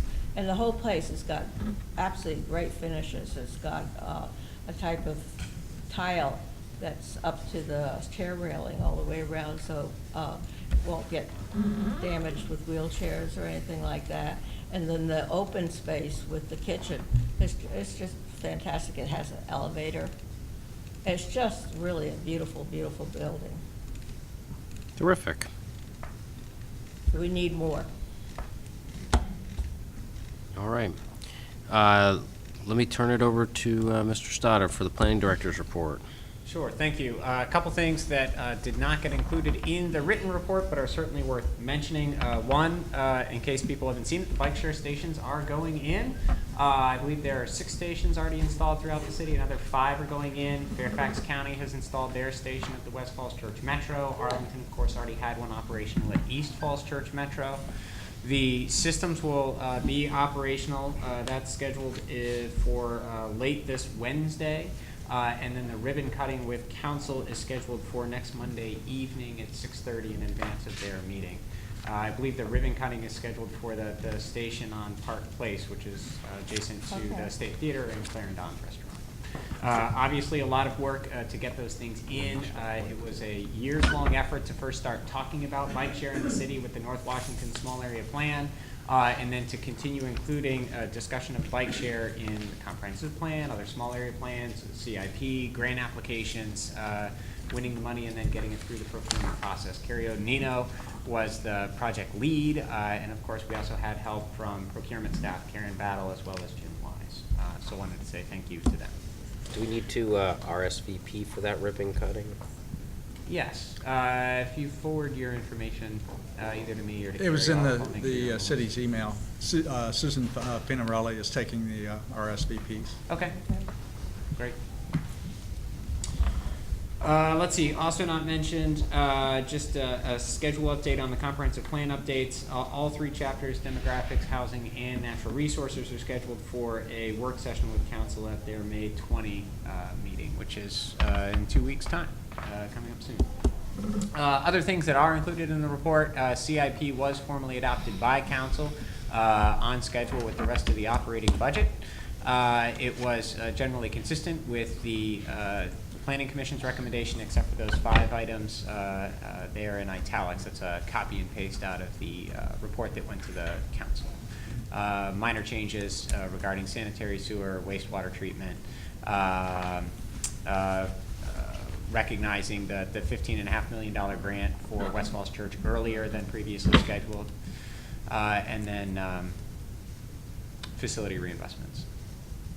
Let's see, registration is open. This, of course, next item goes to just good practices with the Planning Commission, as well as your recently amended rules of procedure. Registration for the Certified Planning Commissioners Program is open. For anyone who hasn't taken it, let me know. There is city funding available to support your participation. And if anyone hasn't done it in a while and they're interested in doing it again, there's city funding for that as well. So let me know. Let's see, flipping over to the second page, last Tuesday, Urban Land Institute, ULI, held their annual Trends Award, and the Railroad Cottages was awarded the Regional Excellence in Housing Award. That's a lot of awards. In the description of the project, one of the things that ULI thought was worthy of recognition was the newness of this idea, that there are a lot of communities, not just in Falls Church, throughout the region, that are struggling with housing. It's a recognized issue at the regional level. Council of Governments is looking at it. And part of the challenge is that there are generally 2 housing formats, certainly in the suburban areas of this region. There are single-family houses where new construction runs $1 million or more. And there are multifamily buildings with 250 or more apartments. And so people are looking for something in between. And here, these cottages that were 10 cottages on land that would have otherwise become likely 4 single-family houses in that $1.5 million range. This is a way to provide an alternative to that, and so it was held out as an example for the rest of the region that could be followed. Then lastly, just to let you all know that the recruitment for the vacant position of Planning Commission clerk is underway. We've held the first of our in-person interviews. There are 3 more scheduled for the upcoming week, and hopefully that person will be on board soon after that. That is the end of the director's report. All right, terrific. Any questions on this? All right, thank you very much. All right, we're going to move, well, we want to talk about the correspondence. It's not We don't need to. super, it's just about the WO&D trail detours and the naming of the development. This is what we just dealt with, the Barrett Hill. Arlington is commenting on it. They're nowhere near there. Why is Arlington commenting on that? Yeah, they're like, sounds good. Yeah. Yeah, it's interesting Arlington commented Okay, on we it, don't but need to- Fairfax County did not. All right, we're good on the In correspondence. the letter. It's available online if no anybody idea. wants to check it out. All right, let's move to the work session then. This is the item 8A, George Mason High School site plan. Sure. Before you, Commissioners, is your final item on tonight's agenda is a work session on the George Mason High School site plan. This item is scheduled for public hearing and action by the Planning Commission at your next meeting, which is May 20th. So this will be the final scheduled work session on this item prior to your action. Of course, as a work session, staff is requesting your feedback. We also want to highlight for you items that would be before you in the action. Beginning on line 15 of the staff report are the list of waivers and modifications that are included in the application. And beginning at line 22 are the final items that staff and the applicant are working to address. I'll turn it over to Gary Fuller for a Fuller staff report. No pun intended. Fuller staff report. Very good. Should be a regular cycle of the plan. Should be a coined Fuller phrase. staff report. Yeah. Getting that gavel back. I know, I got a gavel, I'm happy. Well, with that, in terms of the waivers and modifications to the code, I've highlighted those starting on line 18. Generally, they're perimeter landscaping around parking lots where they're not able to maintain the full 10 feet or create it in this case, in some cases. Also, in terms of the parking islands, the amount of size of those is being varied in some cases. The 5% interior landscaping is not able to be met. And also parking space sizes, a minimum 9 by 18. There's some existing substandard area adjacent to the Mary Ellen Henderson Middle School that are being repaved and restriped. The objective is to have those at 9 by 18 when that's done. Also, there's minimum specifications for soils that are in the parking lot, and in addition, the site plan code talks about whenever there's buildings crossing boundary lines, that those lines be vacated. And Didn't we just do that? and we just did that. All Was right. you took my thunder. And items 6A and B that we just did took care of that, and the reason for that was it was a separate grant funding. The city took that process on and came up with those plats. So they'll be attaching those as informational in their final site plan set. So working to address, as the director had indicated, starting on line 22, we have about 7 items that we're working through, and we've highlighted some of those in terms of the waiver requirements. But anyway, there are more items of note than issues, and so we were just highlighting those in terms of the parking space size and the substandard areas. And then the overall vehicle parking provisions for 400 spaces, there is some opportunity, to look at some other means of shared parking or TDMs. And at this point, the site plan is meeting the required 400 spaces. The stormwater management, we met last week with their engineers, and while they've provided the materials in terms of a final plan that meets city staff requirements and state requirements, they're working on that, but that may not be available in final form for the site plan approval on May 20th. We see that as something that our engineers can work through with their engineers, and it would be an administrative contingency for approval of that, and it's something that could be wrapped up in a matter of weeks. And obviously, the final site plan needs to be approved before they can pull permits in June to start the high school project. There were some staff comments regarding tree protection, and then we mentioned that any future site plan amendment, while none are anticipated or known at this time, are possible in the future, based on everything that's going on the site. Drafting and labeling, there were some things that weren't matching up, so the applicant's working on cleaning those up and getting those ready. There's, By tomorrow. hopefully those will be ready for the site plan submission. If not, staff is aware of where they are, and so we can administratively do that on a contingency. So really minor contingencies in terms of, I'm not saying stormwater is not minor, but it's something that staff can work with the applicant and finalize. As was mentioned, the schedule, we're looking at the final report being distributed to you for your May 20th meeting for final action. We see the site plan being ready, other than the minor contingencies that I've indicated that are pending at this point.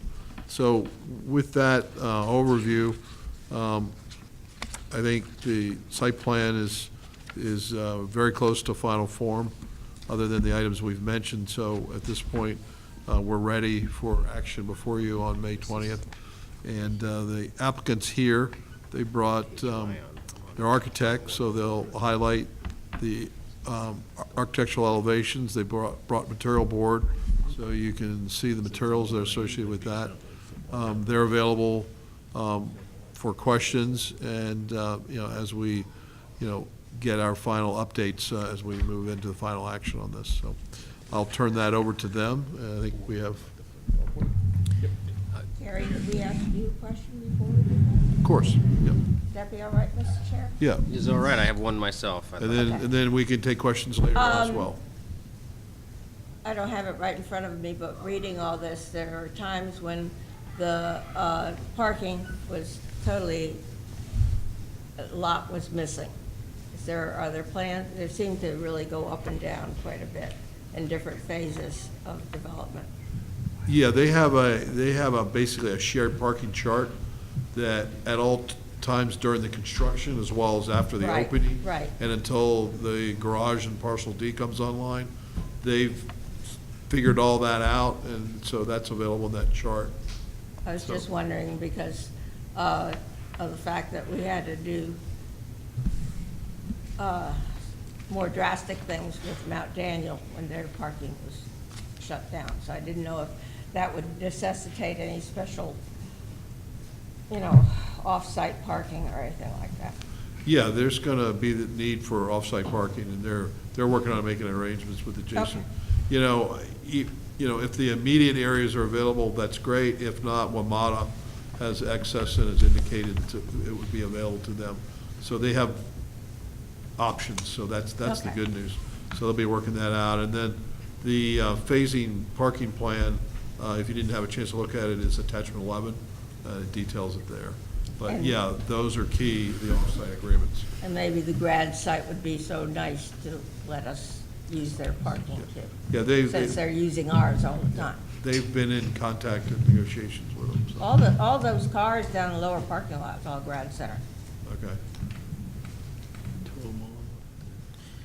Just real quickly, on line 101 of the staff report, it says that it's a 7-story high school.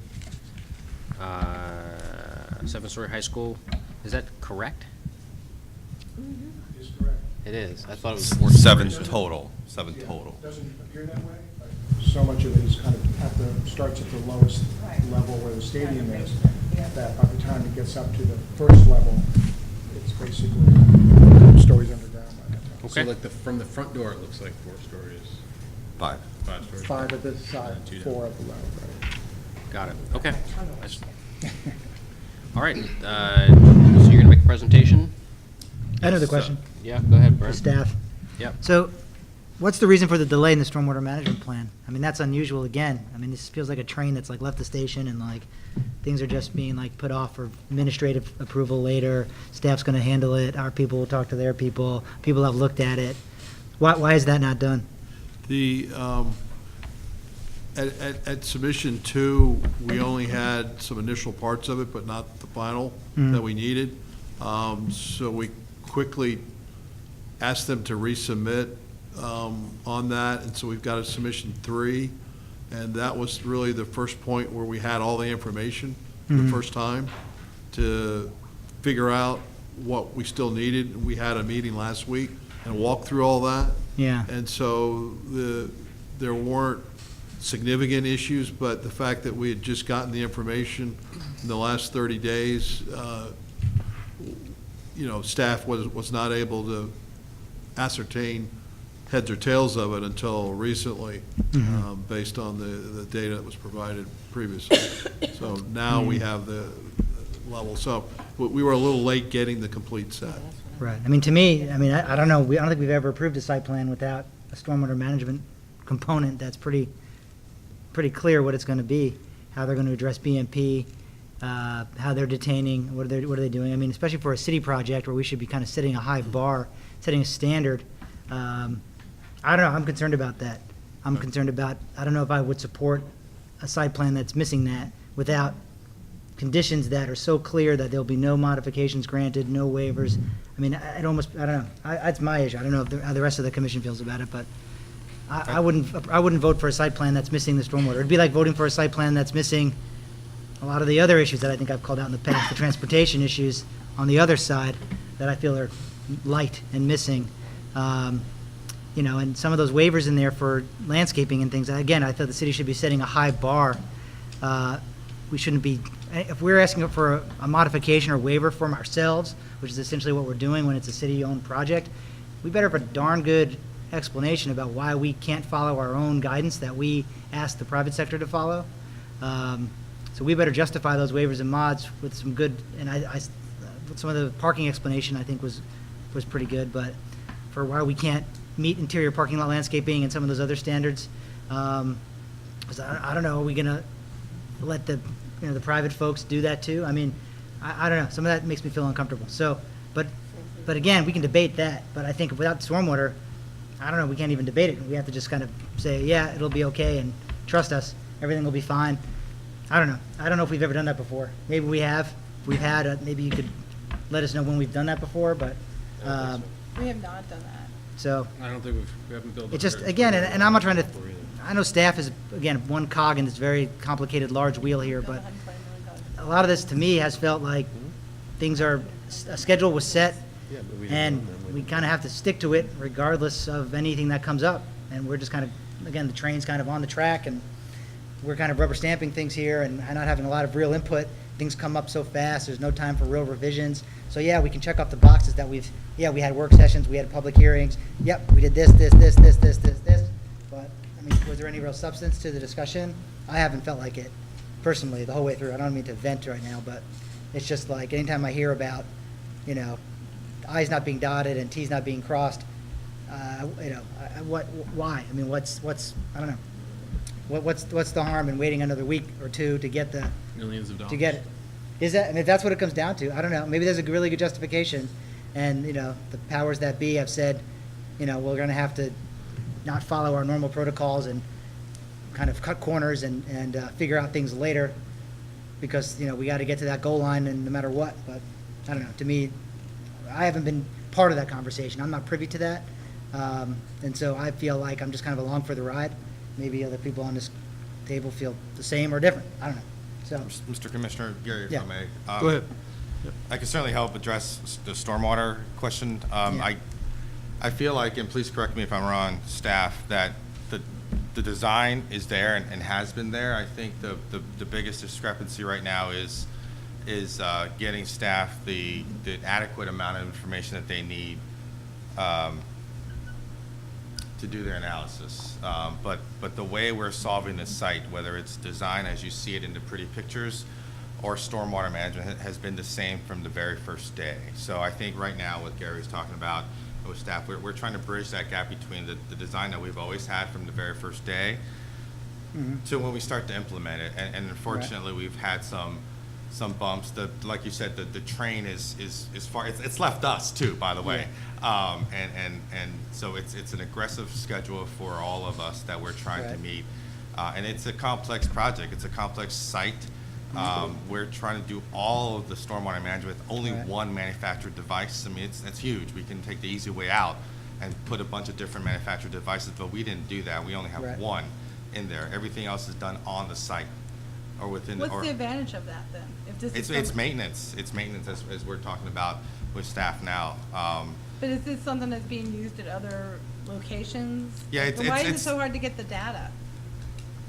The data, so the data is there. It needs to be transferred to staff. And why is that so hard? I think it's a lot of it is knowledge of not realizing that the staff needed that amount of data. So our engineers, what they're telling me, they have hundreds of pages. It's like structural calculations.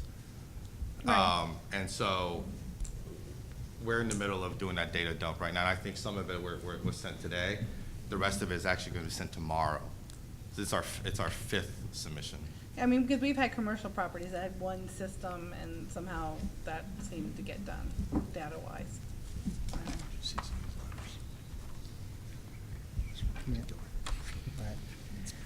Right, so, I mean, the reality is, I mean, I just hope in our haste to sort of get to a certain point that we don't, I don't know, I mean, we all know when things are going too quickly, I mean, mistakes happen, things have to be redone, and we wind up not saving any time because we have to go back and redo it or change something or amend something later because we uncover a problem that in our haste to get to a certain point, we overlooked.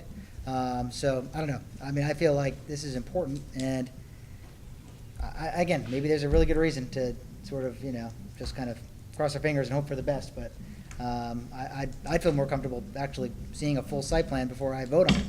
So I don't know if I would vote on it. You only need, you know, I'm only one person, there's 6 other people here. But I'm not gonna vote for it without the stormwater management stuff done. I'll abstain because it's just, to me, it's, I don't know, I just don't feel comfortable doing it. So, but yeah, but you may have enough other votes without me, but I'm not gonna vote for it. And I have kind of another question along that line.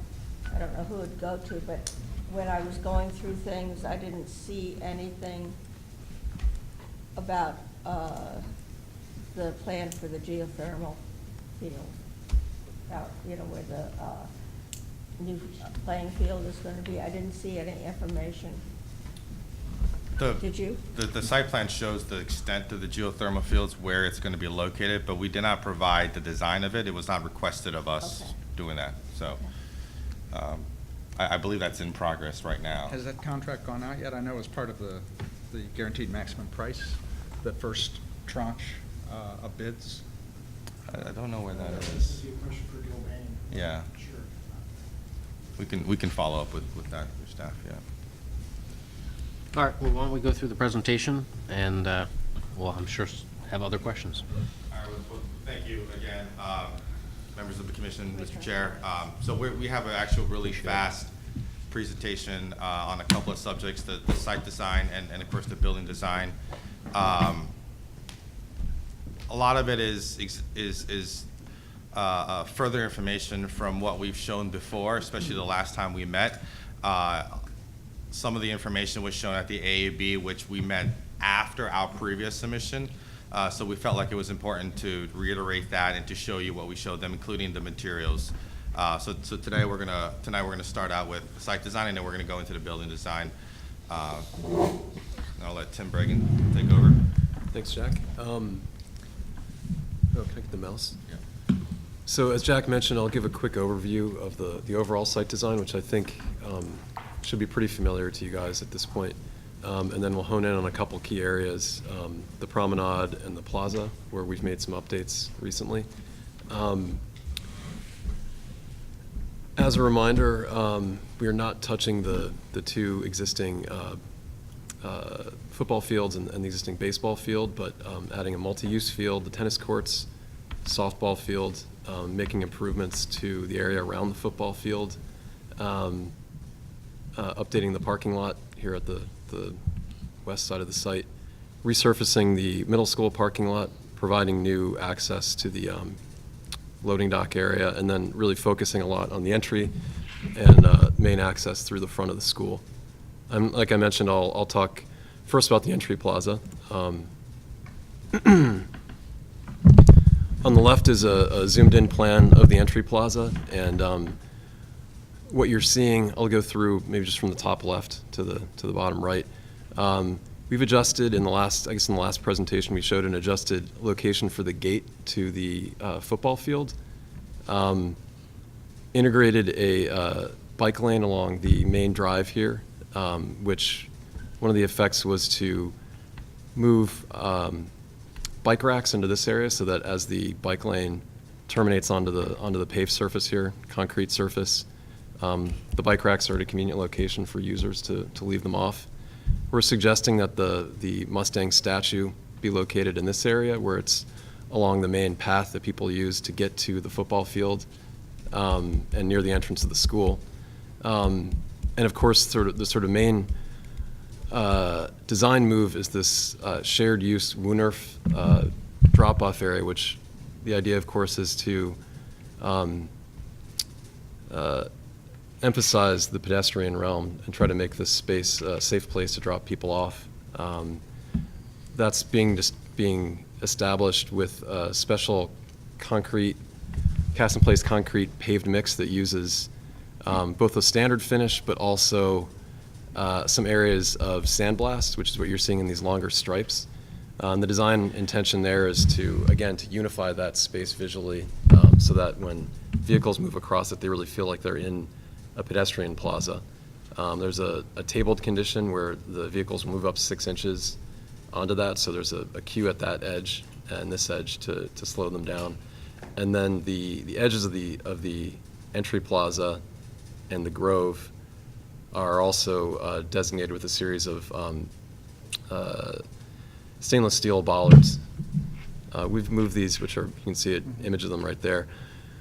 We've moved these back a little bit further away from the edge of the curb line so that as cars particularly are dropping off in front of the high school, there's a little bit more space for doors to open. That was one of the comments we received recently, just to discourage conflicts there. We've also, going back to you mentioned bioretention planting, there's 2 bioretention planters that are prominent in front of the school. We've gone ahead and shown a couple more trees in this one, and I'll talk about planting in a couple minutes in a little more detail. Finally, the grove area, we're looking at a series of willow oaks that really define that area, and then within that is stabilized gravel, kind of more path-like and ground-like surface. That's kind of a crunchy surface image over here. And then the donor bricks in the center of the grove. We've gotten some comments recently about this access way, which corresponds to a breezeway in the hotel adjacent to the grove, and may rework that a little bit, the width of it and the materiality of it, maybe moving towards something that's more like probably the stabilized gravel condition, so it feels a little bit more kind of park-like and garden-like and less open. Who do you think would be using that access? It's a good question. I think my sense is it'll be used by students and users of the school. But the thing that's driving this in a large part is its relationship to the building. There is a breezeway right here. Cut through to the plaza. Yeah. So we feel like from an urban design standpoint, there needs to be some recognition of that, so that doesn't just terminate into a. Yeah, people will be using it anyway. I think the design comments that we got last week from the school board about adjusting the materiality of that surface to be a little more downplayed, so it doesn't feel quite as prominent of a connection, will kind of help unify the space and like I say, downplay that a little bit. What else did I forget to mention? We're still suggesting a series of 5 benches along here in between the flagpoles. These are kind of sculptural precast benches, backless benches, and then there are also backed benches around the perimeter of the grove. It's an image right there. Why isn't the Grove open to the school? I mean, facing the school instead There- of having I was just wondering about the orientation. Yeah, that's something that we're looking at. We had received some other comments about that last week. The design intention you're seeing right here has some pretty small, 6 or 8 foot wide pathways through the grove, and the planting itself is pretty low. So visually, it's still connected to the school. The design intent behind this configuration was to provide a little bit of relief from, in terms of planting, from traffic and activity here, so it felt a little more like a garden.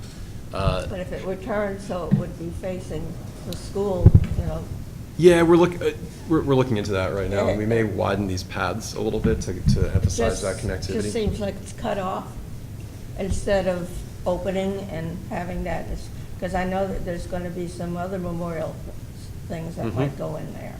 And so I think it should be, the horseshoe should be open, turned. I guess it's more contemplative this way. Yeah. But I understand the need for more connection and to bias it towards the entry plaza as well. And then, where exactly is the entrance to the school? Sorry, I should have mentioned that. It's right here. Right there.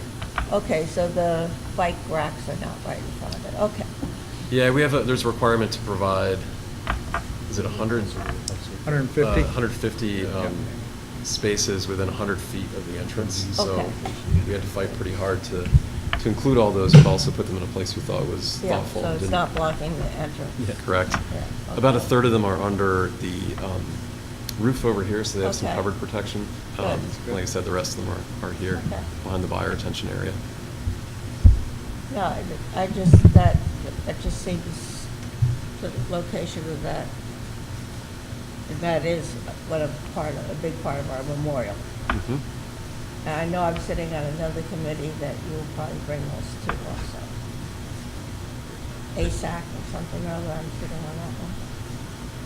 It's also important to just reiterate that, we've been coordinating, like Tim had talked about, with the economic development team, not only because of that breezeway that we understand they are providing, but also the drop-off, pickup and drop-off for the school, which is happening, and that turnaround to the site there. And so these design moves are very similar to what we had planned prior to the economic development team coming on, so it's a further reiteration of these circulation ideas that were originated a long time ago, and that's utilizing that front plaza area where the Grove is as a receiving platform for the students to cut across to the main entrance of the school. And like today, where you see a lot of students coming from the neighborhood through the giant shopping center, we anticipate that as well. So we're kind of helping that move through. I'll move on to the promenade unless you have any more questions about this area. No, but I seriously prefer turned, obviously. It's also just, since this is at a breezeway to the hotel, it would look like the hotel people would be more likely to use it. And it is a memorial. It's going to incorporate a lot of different things. Moving on to the promenade around the back of the high school and adjacent to the football field. We adjusted this geometry a little bit. There's a 12-foot grade change between where you see this number 1 and the second number 1. So this is a series of access walks that moves down that grade. We did look, and it's hard to see in this rendering, at there's a railing required, a handrail required at the edges of each of these because they're access ramps. We looked at opening up the railing at each of these landings so that there's a little more permeability for students to move through that edge and onto the sloped berm around the field. We've simplified the geometry of the edge of this promenade. The promenade itself is a cast-in-place concrete, similar to a sidewalk finish. We'll use some use the score joints to help differentiate it a little bit from a standard. So instead of just having like 3x3 squares, we'll adjust the proportion of those score joints a bit to differentiate it. So is that promenade at the current level of the concession stand press box? Yeah, it slopes. I'm trying to remember. Yeah, it's right about. It certainly meets up with it, and it's right about the same level. It's more or less level across this whole edge of the high school because there's a series of doors that we have to hit along there as well. So it slopes gently down to this edge, and then you drop about 9 feet from. Not as steep a berm as it is now, that hill. That's a pretty Mhm. steep hill. Yeah, it's about. You gotta probably keep all the kids off of it. It's a 3-to-1 slope, so should be easy to maintain and pretty comfortable to sit back on. There's a series of benches in between the trees here. We're suggesting, again, a fairly simple precast concrete bench. It's backless and pretty wide, so you can sit on both sides, and the idea being that you could sit on one side and watch activities on the fields or looking back the other way. And we recently adjusted the geometry of the, what are we calling them now? Not We call vomitorium. them hype tunnels. There are, other people are calling them other names. Yeah, Oh, yeah. the tunnels I will that tell you lead later. out from the gym. Off the record. There's a bunch of hoorah going around. The existing, we're not changing anything about the existing bleachers, but providing a new stair for access adjacent to them here. I think That's so- very So the way necessary. the promenade That's- will work now, that won't go down to the field, it'll come around, and then you'll go down steps. Sorry, can you say that again? So the way it's gonna work now is the promenade kind of comes around, and then you go down steps instead where it now goes all the way down to the field. Yeah. Yeah. So what are we Click, click, doing click for left. people in a wheelchair? I think if you right click, let's see if we. I don't can want to, yeah, Create this. there we go. Going back. So So like, this, if you have someone in a wheelchair come into the high school to go to a game, where do they park and how do they get here? So there's two ways to get here. One, as we know, along Mustang Way, there's parking there. Okay, so it's a straight shot all the way up. The alternative way is to get through here. So this is ADA access ramp that Tim had talked about. Right. So parking obviously naturally would be with the shared garage once that comes online. The alternative way is through the high school down to the lower gym level, and that's through these hype tunnels onto Yeah, the. but I think that's unlikely to happen. I mean, they'd have to. There's three. I mean, we're just trying to They could explain. do There's that, three. but I mean, Exactly. but and the likely person to come is not gonna The way that get the the s- schools to let them go through all the school to come out Right. there. The schools are trying to, the way we've talked to the schools is that, you know, this could be their formal entrance during ticketed events, right? Which is Correct. Which is actually really close to where they have the ticketing Right, kiosk right right, now. right. And then they'll filter through. The alternative way, which is maybe for recreation or for less formal events, they can actually open both entrances into the field up, the one in the bottom right and also the one at the end of Husky Trail. Yeah, I think this is actually, and I don't think we can do anything about it. This is the biggest flaw about this, because right now, if you have to have a handicap space and handicap access, you're actually parked very close to that ticket kiosk, and you can actually come down to the field and sit on the field. It looks to me like, once you're on the promenade, you can only view this game from up there. You're not gonna be able to come down close to the field. And, I mean, maybe I'm incorrect, but think unless that you go black through the path- school and go through the tunnels. That black path. This walk, yeah, there's an asphalt path here that, That would take them down? yeah, it's a 5%, so it doesn't have. But that looks like it's going pretty far away from the stands. Yes. I guess you go all the way down and Yeah, go back. because of the slope. Well, I'm yeah. just, again, that's, my thing is, that all of these trips are much, much longer now. And I don't know if we can do much about it, but they're much longer for people. And we've had students who've had to be in wheelchairs. We have parents in wheelchairs. I don't know. Actually- I broke my ankle once and had to be on crutches for a while, and it was not that pleasant. The old system, and this is much further away.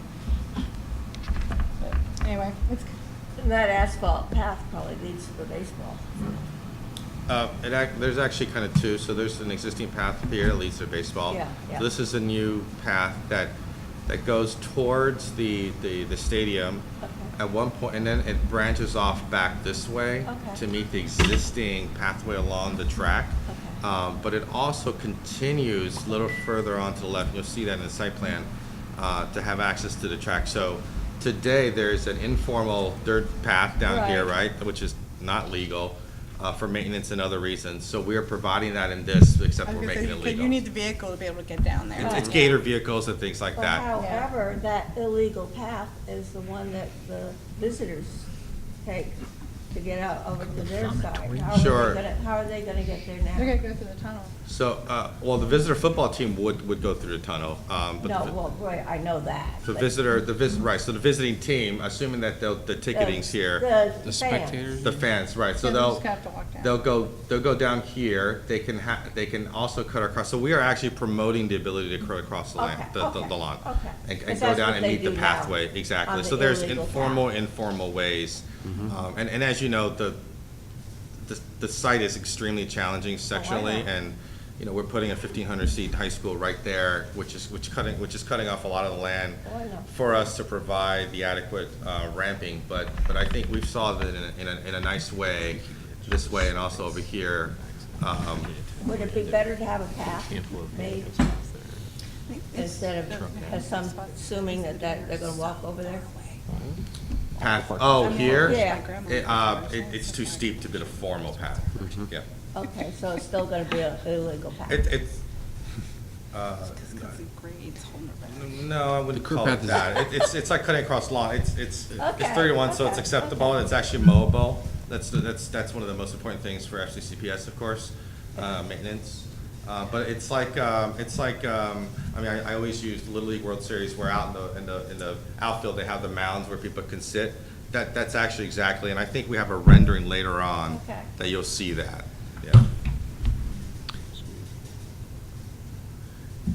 I wanted to talk about the planting strategy a little bit for the site, and I'll try to go through this pretty quickly. We did look at, and I brought this up just because we looked at solar studies of the site to get a little better understanding and inform the different types of planting that are around. There's some areas where there's quite a bit of shade from neighboring buildings that influence the planting selections. And so looking at that and then looking at the character of the site and the types of spaces we're trying to create, we came up with what are essentially 4 types of plantings. There's bioretention planting, which is and I'll show you in a moment, is characterized by river birch trees, which are pretty recognizable. Those occur throughout the site. There's perimeter planting, which is more focused on screening views and helping to enclose certain areas of the site. There's some meadow planting, which is in sunnier areas of the site that has a more meadow-like character. And then finally, we're calling shady woodland planting in some of the shadier areas that reflects those. So the conditions of the site influence the planting and kind of give these spaces slightly different character. I know the bioretention planting is one of the most important and sort of technically complicated types of planting because, of course, the bioretention planters themselves are a pretty challenging condition for any plants. So we're using, I mentioned river birch trees, which we think is pretty nice at the entrance to the school, flanking the entrance, and the 2 hardened planters, or the planters in hardscape, I should say. And then a series of grasses and perennials that we're using throughout the bioretention areas that are, these are pretty safe choices. We think using a combination of them will create visual interest and redundancy in terms of if some species don't thrive, other ones will kind of pick up and carry the load. And also chosen for seasonal interest that corresponds to when the students will be at the school. And we've cut a couple of sections through two of the more prominent ones. This is just to the left of the main entrance. So looking, this is the section cut through the edge of the admin wing of the school and then through this planter. There's about a 6-inch tall concrete curb around the perimeter of the planter to help dissuade people from wandering into it.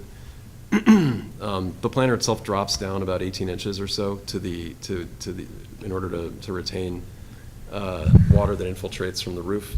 And then the planting design is really about trying to fill up that volume. A lot of the times, if you don't include plants that are tall enough, it really starts to feel like a pit. So this helps fill it up, make it feel like more of a feature. And then, like I said, the river birch is a really distinctive tree that we think will help people kind of understand where these locations are occurring. The back has the planter in the back off of the back of the gym has a similar character, but we wanted to show that as well. Have you used these elsewhere? Mm-hmm. Okay. The plants, sure. Yeah, they're. No, this type of bio retention. Yeah, it's becoming quite common. We design them But- quite often. Because I don't want to get into a situation like up at Gateway. The city had a previous It's a random. experience with a sequence of bioretention planters, but it was on a street with a fairly steep grade. Oh. It's not steep when you're looking at it, but when you start to experience the increasing depth of the planters, they appear overwhelming. Yeah, that's a pretty challenging condition. Luckily, most of the conditions we're using, these are quite flat. In fact, I think all of them are. These two by the entrance certainly are in quite a flat location. The perimeter planting, we're using a series of pine trees along the edge of the parking lot to help screen the parking lot from outside and traffic from the edge of the school. Hollies work as well? They tend to be slower growing, and one of the other things that's nice about these pines is they let a little more light into the perennials and grasses that'll be growing below. So hollies tend to block a lot of sunlight. We have hollies up I don't think we have. We actually have some shrubs that are related to holly, but there's no holly trees in the planting palette right now. They're pretty impervious. What's that? They're pretty impervious for light. Yeah. It's one of the challenges. It's hard to plant anything. We're underplanting all this with, again, a series of native grasses and some low shrubs to help, again, build up that edge without completely blocking visibility there. And then we're showing some tulip poplars, which are pretty fast-growing, deciduous native trees in a few areas as well. What are the mature heights of the ground plantings? They're in the neighborhood of 2 to 3 feet at the highest. I know there's some concerns about visibility, particularly along the perimeter. Tulip poplars seem to be the city tree. Fast. They're pretty everywhere. effective. They grow fast. and Tall. They host a yellow tiger swallowtail, so that's a good butterfly. I've got like 15 in my yard. In the shady areas, we're showing what we're calling a woodland planting mix. So we're using, I think you may recall, a series of red maples along the whole football fields, which have a nice fall color. Willow oaks, which are, again, a pretty robust and reliable tree in the grove area, and then underplanting those with flowering woodland shrubs and perennials. And then the last mix is in the sunnier areas, American elms, willow oaks, and some black gums along Husky Way, underplanted with a more meadow-like mix of perennials and grasses. And I think Bob can pick up from there. And are you thinking all the way through that as far as the amount of leaves that are going to be coming down that will have to be taken care of by? Yeah, I mean, maintenance is always going to be a factor. Certainly, there are no trees that don't require some maintenance, at least. Right. These are all pretty commonly used in urban areas. So the seeds don't cause a huge amount of problems. But yeah, there's some maintenance associated with all the planting. Right now, with all the deciduous trees are in an area that's not used, on the lower part. We met with Dr. Noonan and Kristen and Sevi, the staff, last week, and we ran through pretty much the exact same presentation. So they're aware of the maintenance and that it is something new. In their own words, they're used to mowing the lawn and that's it. And they understand that there's another level required to this. So Right. part of the design effort is to educate them on what needs to be done so that so that we can transition it into the maintenance part of And I it think when the it gets benefit of the to trees will outweigh the maintenance Oh, cost. yeah. I mean, But, for instance, the lower gardens down by the stadium field with the horses, they're not well taken care of. They get overgrown very quickly and then they look like terrible. So did you guys, I guess you assume you got the comments from the city arborist about the spacing of some of the trees being off and her concern about some of the planting areas being large enough for trees. Yeah, I forgot to mention that. We've respaced the trees. We actually, oops, where's the mouse? We actually eliminated, based on that comment, 2 larger trees that were in this location by the loading dock and moved the smaller flowering trees back a little bit and respaced some of the trees in this area so they have a little more clearance.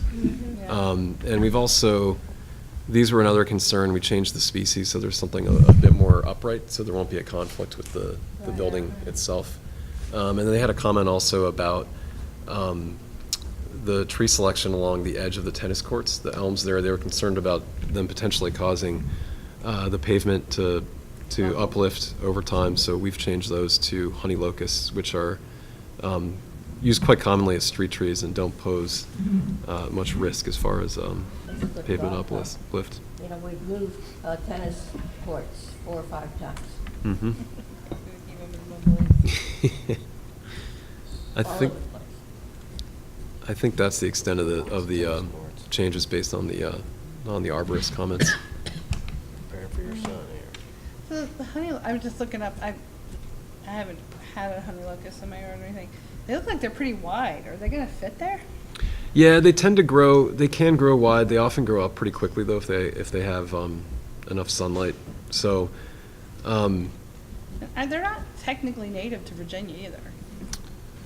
They're native to the Mid-Atlantic. To West Virginia, Ohio, yeah, it's not far away, but anyway, just, we do try to stick to plants that are actually native to our area because we don't like to spread trees that aren't native. Sure, they're not invasive, and they were on the Falls Church, I believe the tree canopy Yeah.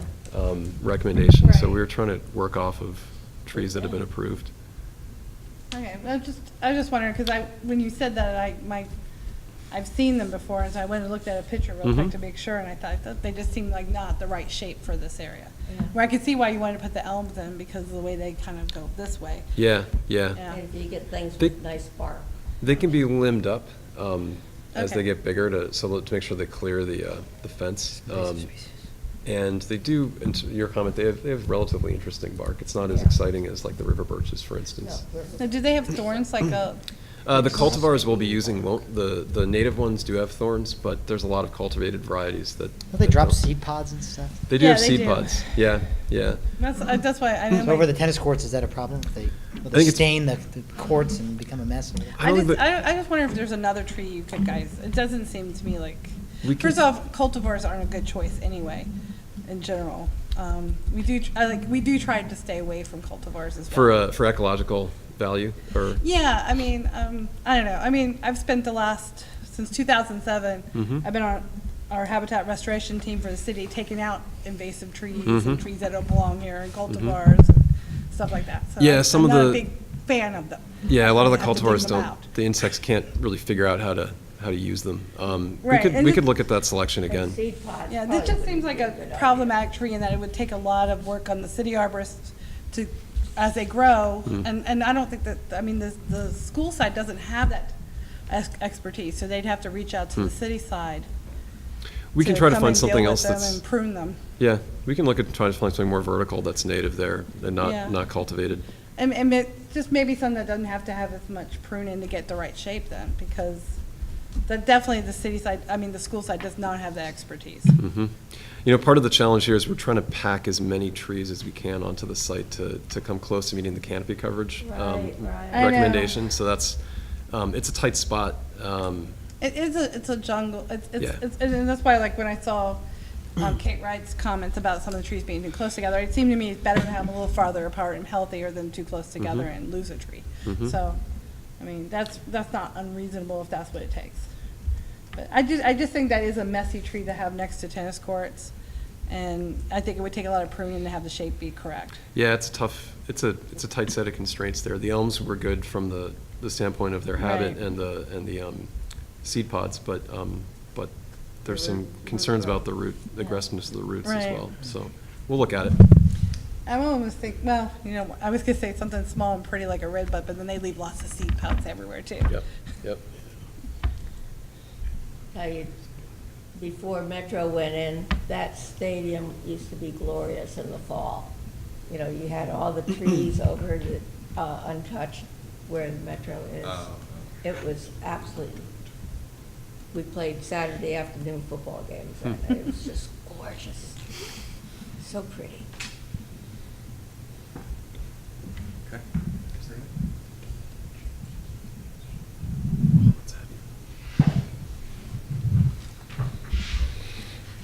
So tonight we have the opportunity to dive a little deeper into the exterior design that we went over a little bit last time I was here.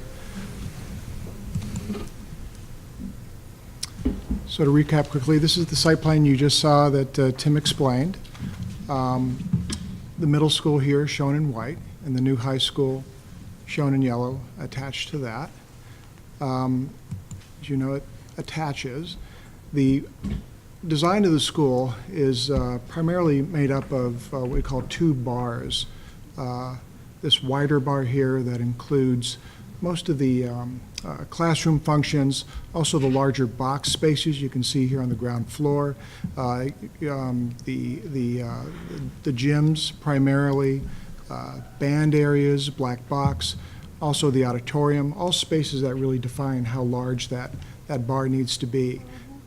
Levels 3, 4, and 5, that wide bar, everything stacked on top of that is primarily the main classroom wing. The thinner bar on this side, which you can see right here, is primarily media center on the second floor, administration on the first floor, dining connecting over to the middle school. Functions like that, the art labs, things like that are on that floor. It steps away, massing-wise, from the middle school up. You'll see in a minute from some of the views we're doing. The thin bar is 4 stories, and of course, we had talked earlier, this, for all intents and purposes, from the public side here is 5 stories in height.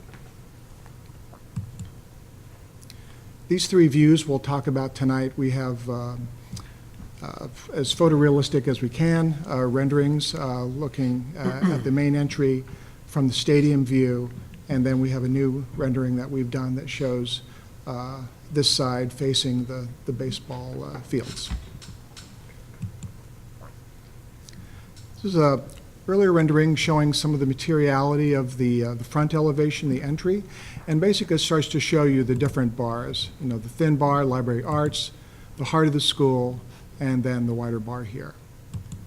Shows up a little bit better on the perspective where you can see thin bar, the middle school beyond, its relationship to that, the vestibule entry, 2-story high, and then the wider bar here with all the classrooms, and then which has a vertical stair on each side, egress stair on each side. This also starts to show you some of the materiality that we're proposing. Here on the board, you can start to see it. I can bring that up closer if anyone needs to see this. The field brick, a sympathetic brick, orangey red, fairly light in tone, that we think will go play well with the middle school, but is not exactly the same. A gray brick that you can see on the board at the bottom that forms the base of the building, and you can see when it wraps around to the stadium, more of that is exposed as we drop down. and then a beige-colored masonry that'll form the accent stairs flanking this entry, as well on the back side. Just from a harmony kind of view, since you do have the gray brick and the beige brick, wouldn't it be better if the red brick actually matched closer to the middle school? Because at least in the drawing, it just seems like there's no harmony in that view. Yeah, I think the view of the middle school from here is pinker than it is in reality. Okay. Well, it's hard Yeah. to tell on these photos, I know. Yeah, I think Or the brick sketches. is going to be play pretty well with it. Because it seems to me like the other materials It's true. definitely make it look different, and it would be more sense for the brick to be closer together. Yeah, okay. Too bad it's not daylight out still. Yeah, we could go out. The materials you see here framing the entry, part of the column here, some of the metal panels here, the louvers, all this here, it's all metal, and it's all this kind of gray color you can see down there near the bottom of the board. That's also the color we'll use for the storefront and curtain wall frames. Glazing, you can see here, it's primarily neutral, clear glazing that we're using, high-performance glass, and then with some accents of a very light blue tint, you can see on the board. That appears occasionally, so it's meant to be an accent, just dotted here and there, accenting different areas. This is also a good view of the front entry court that Tim was talking about earlier. Without the Minus, trees. yeah, and the Mustang. This is a rendering of the, working rendering of the stadium side of the building, which is a major elevation.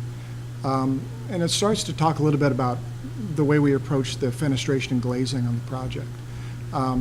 It's a long elevation, and it needed to have interest, but the program behind it is pretty much the same. It's most of the classroom spaces, with the exception of this zone, which expresses the teacher collaboration spaces on 3, 4, and 5. So what you can see is we developed a module of 2 stacked windows that we grouped together to get more of a verticality going on in this very long elevation.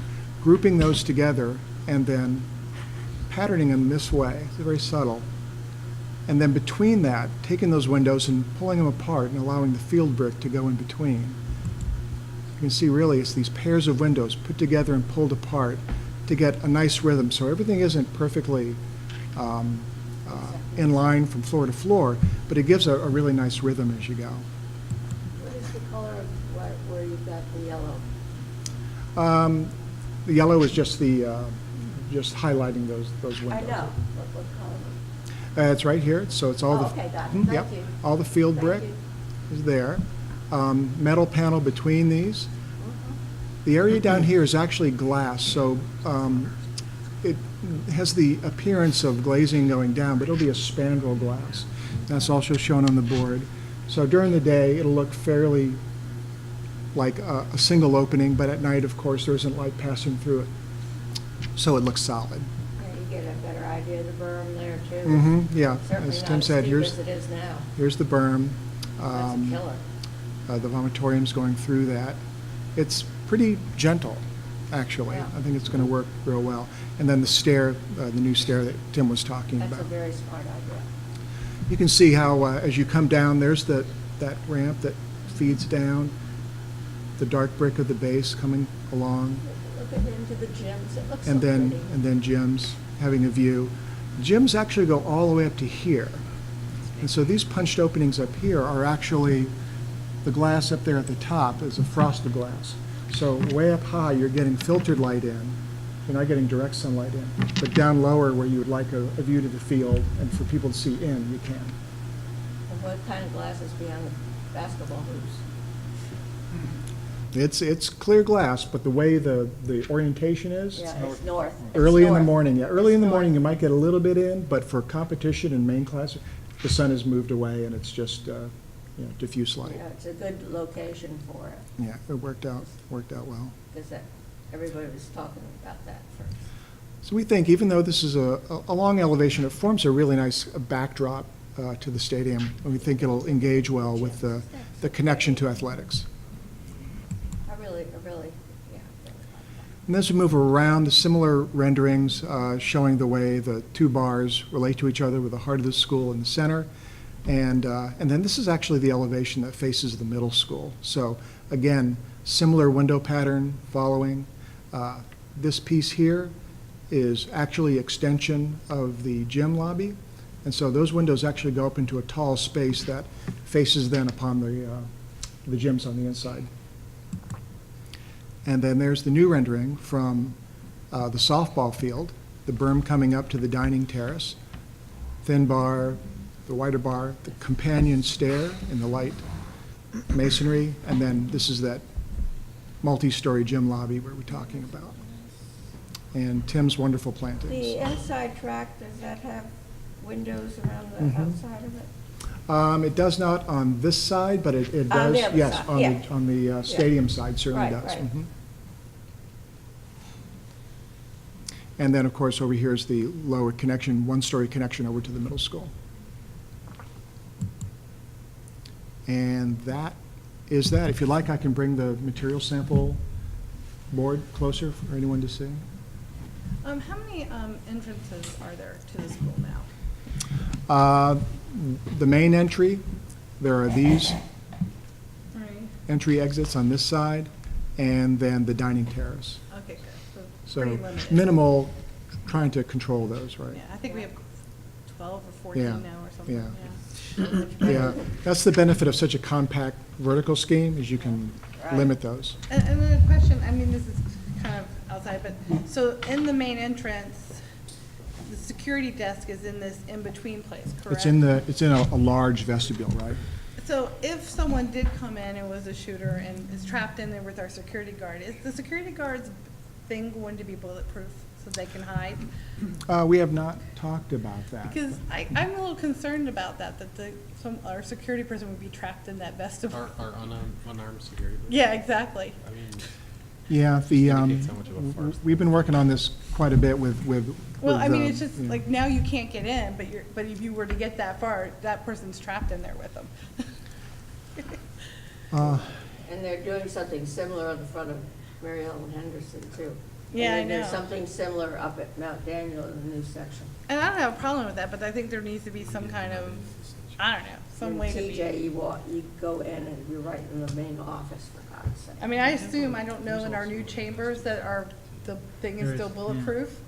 So we have in the regular chambers, when our city hall renovation's done, we actually have a bulletproof, like, space that we can hide under. Right. this Yeah. table's bulletproof. Yeah, and the exit behind us. I guess where we're supposed to, as I was told when I first was the planning commission, we're supposed to go under the bulletproof and then crawl down the steps back behind you. We'll be working on training. Yeah. Anyway, it's just something Yeah. I thought about when I first saw that. I thought, what does that person do? Right. But I just love this view, with the stands and everything like that. Right now, to walk down to the bottom, you have to go down through the stands to get down there, or Mhm. kill yourself on the hill going down. Yeah, and then my second You've got to security. traverse it like you're skiing. Yeah. My second security question, so now there's only a few ways to get in the building, which is great. But, so will all of the field access, they all have to gate it so they can be locked down or when we're not using them? I believe that's true, So yeah. like the entrance that's over by Mary Ellen Mhm. Henderson. has- All gated, yeah, right. All gated Yeah. and everything. There's a fence around the The entire entire, school. right. Right. The parking lot that is south of the fields, that's open, but there is a fence along that line between the parking lot and the fields, and then that intersects into Mary Ellen Henderson. And then as we work up the plan, that corner that we talked about earlier, that's the start of the gate that goes around. Right, so when we don't need people inside, we'll be able to lock all that down. Yes. Okay. I think that's one thing that's perhaps a problem with the economic development side, because they, at least in their current configuration, don't have enough green space. Mhm. And so the schools are gonna have to control access to their fields when they don't need people on them. Has there been any further work on the energy use intensity? It was originally aimed at 22. Is it still? I don't, I don't know exactly, it hasn't gotten worse. It's that or better, definitely, yeah. There's nothing indicating it's gone the wrong way. And the school board got that other contract going, right? For the solar. Not yet, that'll Not be yet. later, yeah. That'll be through a power purchase agreement, so they'll bid that separately. And all the lighting at the school will be, limit light pollution, all be coming down and. Mhm. All the site lighting is 100% cut off, I believe, yeah. Night sky. You're not Dark sky, gonna yeah. change the lighting on the field, are you? The areas that we're not touching, Yeah. it I is mean, that is, but good anything that we're Lord, providing brand new. That was yeah, so darn expensive, it was a huge It's not fun cheap. deal, you know, crowdfunding, Yeah. Right. for like the lights, like the stadium. I mean, There's the new sports field lights will be the same brand. I mean, Musco pretty much controls that market, but, and so, the schools needed to integrate into their controllers, but for us, we'll have both cut off and dark sky compliant. I mean, is this it for your presentation? Yeah. Okay. So, there's one thing that I still want to have clearer in my head, and that is the circulation on this site for drop-off, especially for Mary Ellen Henderson, because I can't figure out how the parents of Mary Ellen Henderson drop off and get out of there. Because the, in front of the high school seems to be, if the buses are coming in, that's blocked one way. And then I guess the high school people are gonna be coming through the other project and doing their little turnaround, and they have a way out. But I don't know how the Mary Ellen Henderson people get out, because, I mean, unless you force them on the Route 7, but then you're forcing them on Route 7 to go directly away from the city, so they're gonna have to find a way to turn around. Yeah, I think that we all acknowledge that this intersection has caused a lot of us heartburn. And I know there's discussions with the NPTA grant about what's happening, I think, down here, and whether there's the ability to bring it here. I don't know where that is, that's not part of our discussion. But in concept, the way we're handling the middle school pickup drop-off, it's exactly what they're doing now, which is around this parking lot. Now, of course, they utilize, this kind of run-up over here, which they're not gonna do right now. Not only that, but you go around and drop off, and then you basically go back around the high school and come out on Haycock, because you can't come out on Route 7. Exactly. So what the schools do now, if In there fact, is you a. can't turn in that way either, so you actually have to come in and out of Haycock. Well, I believe the grant will extend the decel lane all the way, so you will be able to turn Yeah, it right. and in the future, yeah. So Yeah. at least you won't have to do that, but you still can't come back out unless Right, so if. you're willing to if go about the- a half a mile so you Well- can U-turn. Right, the way the school does it now, if there is a law enforcement officer available, they will hold up traffic for schools to make that left. If that person is not available, then yes, they would have to go around, do that shortcut onto 66 and then off of 66 to the top Wilmette Access Road there and then back into Yeah, so town. there's no good way to come back There, around. unfortunately, we're right at the end of the cul-de-sac almost, right, so in our site, So talking so. about the police officer, is that something anyone's even talked to Fairfax County about? I mean, It is City of Falls Church law enforcement. Right. oh, I know, but I believe that we would be holding up Fairfax County traffic to do it. We're doing this now, don't We do it I now. think that I don't know if they're we're allowed gonna to do do it it, ad but we do hoc, it. yeah. Oh, do Do we? it, Oh, we I do didn't it. realize we did that. Yeah, I've seen them do it. We do it It's our now. police stopping the traffic out on So I thought our Seven. buses went in and out on Haycock. I think technically he's out of their jurisdiction when No, they step into their street, but I don't know, Yeah. no one's called them Not on. all of them we? do. Been a showdown. But at Monday nights, if I, center line. town hall, they were Yeah. talking Not about on the 7 o'clock. possibility of left hand. They were Yeah. talking about some, further development of that, Blowing the left hand Area. out of there. yeah. Yeah. Weren't they? Yes, EYA was talking about redesigning, well, it was the middle road, This one down here? yeah. Yeah, well, and ultimately, maybe they end up having to do the same drop-off as the high school. It's not that far of a walk for students to walk over and then come around to school. That's for darn sure. Yeah, so the way we've been negotiating with the economic development team is that the high school drop-off through this turnstile which is coming, basically they're coming through, not the turnstile, turnaround. Right. So they'll come through the economic development, which is great because it gets people off of Route 7, and it gives them an adequate amount of queue space at a time where the site's really not being used. So it's perfect Right. for them. They're like, oh, this is great. It works for everybody. So that at the end of the day, this could be a shared pickup and drop off for both. I think, I think we're all learning, and FCCPS is also trying to understand what the best way to move forward in terms of the routine is as well. Right. Well, I just have to say, if I had a child in middle school, once this is done, I'd use the high school drop-off. Yeah, yeah. 'Cause No one's the other gonna, one's you're always right. been, MEH has always been a mess. Right. And, so, I think you might have people just doing it anyway. What about during construction? What about, I know there's a sheet in here for construction, Yeah, so right? that appendix. As someone who has that I have a is- son starting 6th grade in the fall, so for the next 3 years, what's the, Put them on a bus. yeah, what's the plan during construction for access? So that appendix that Gary talked about is actually very detailed. It goes through a timeline of how it works. And it's looking at that would be much better than me explaining it.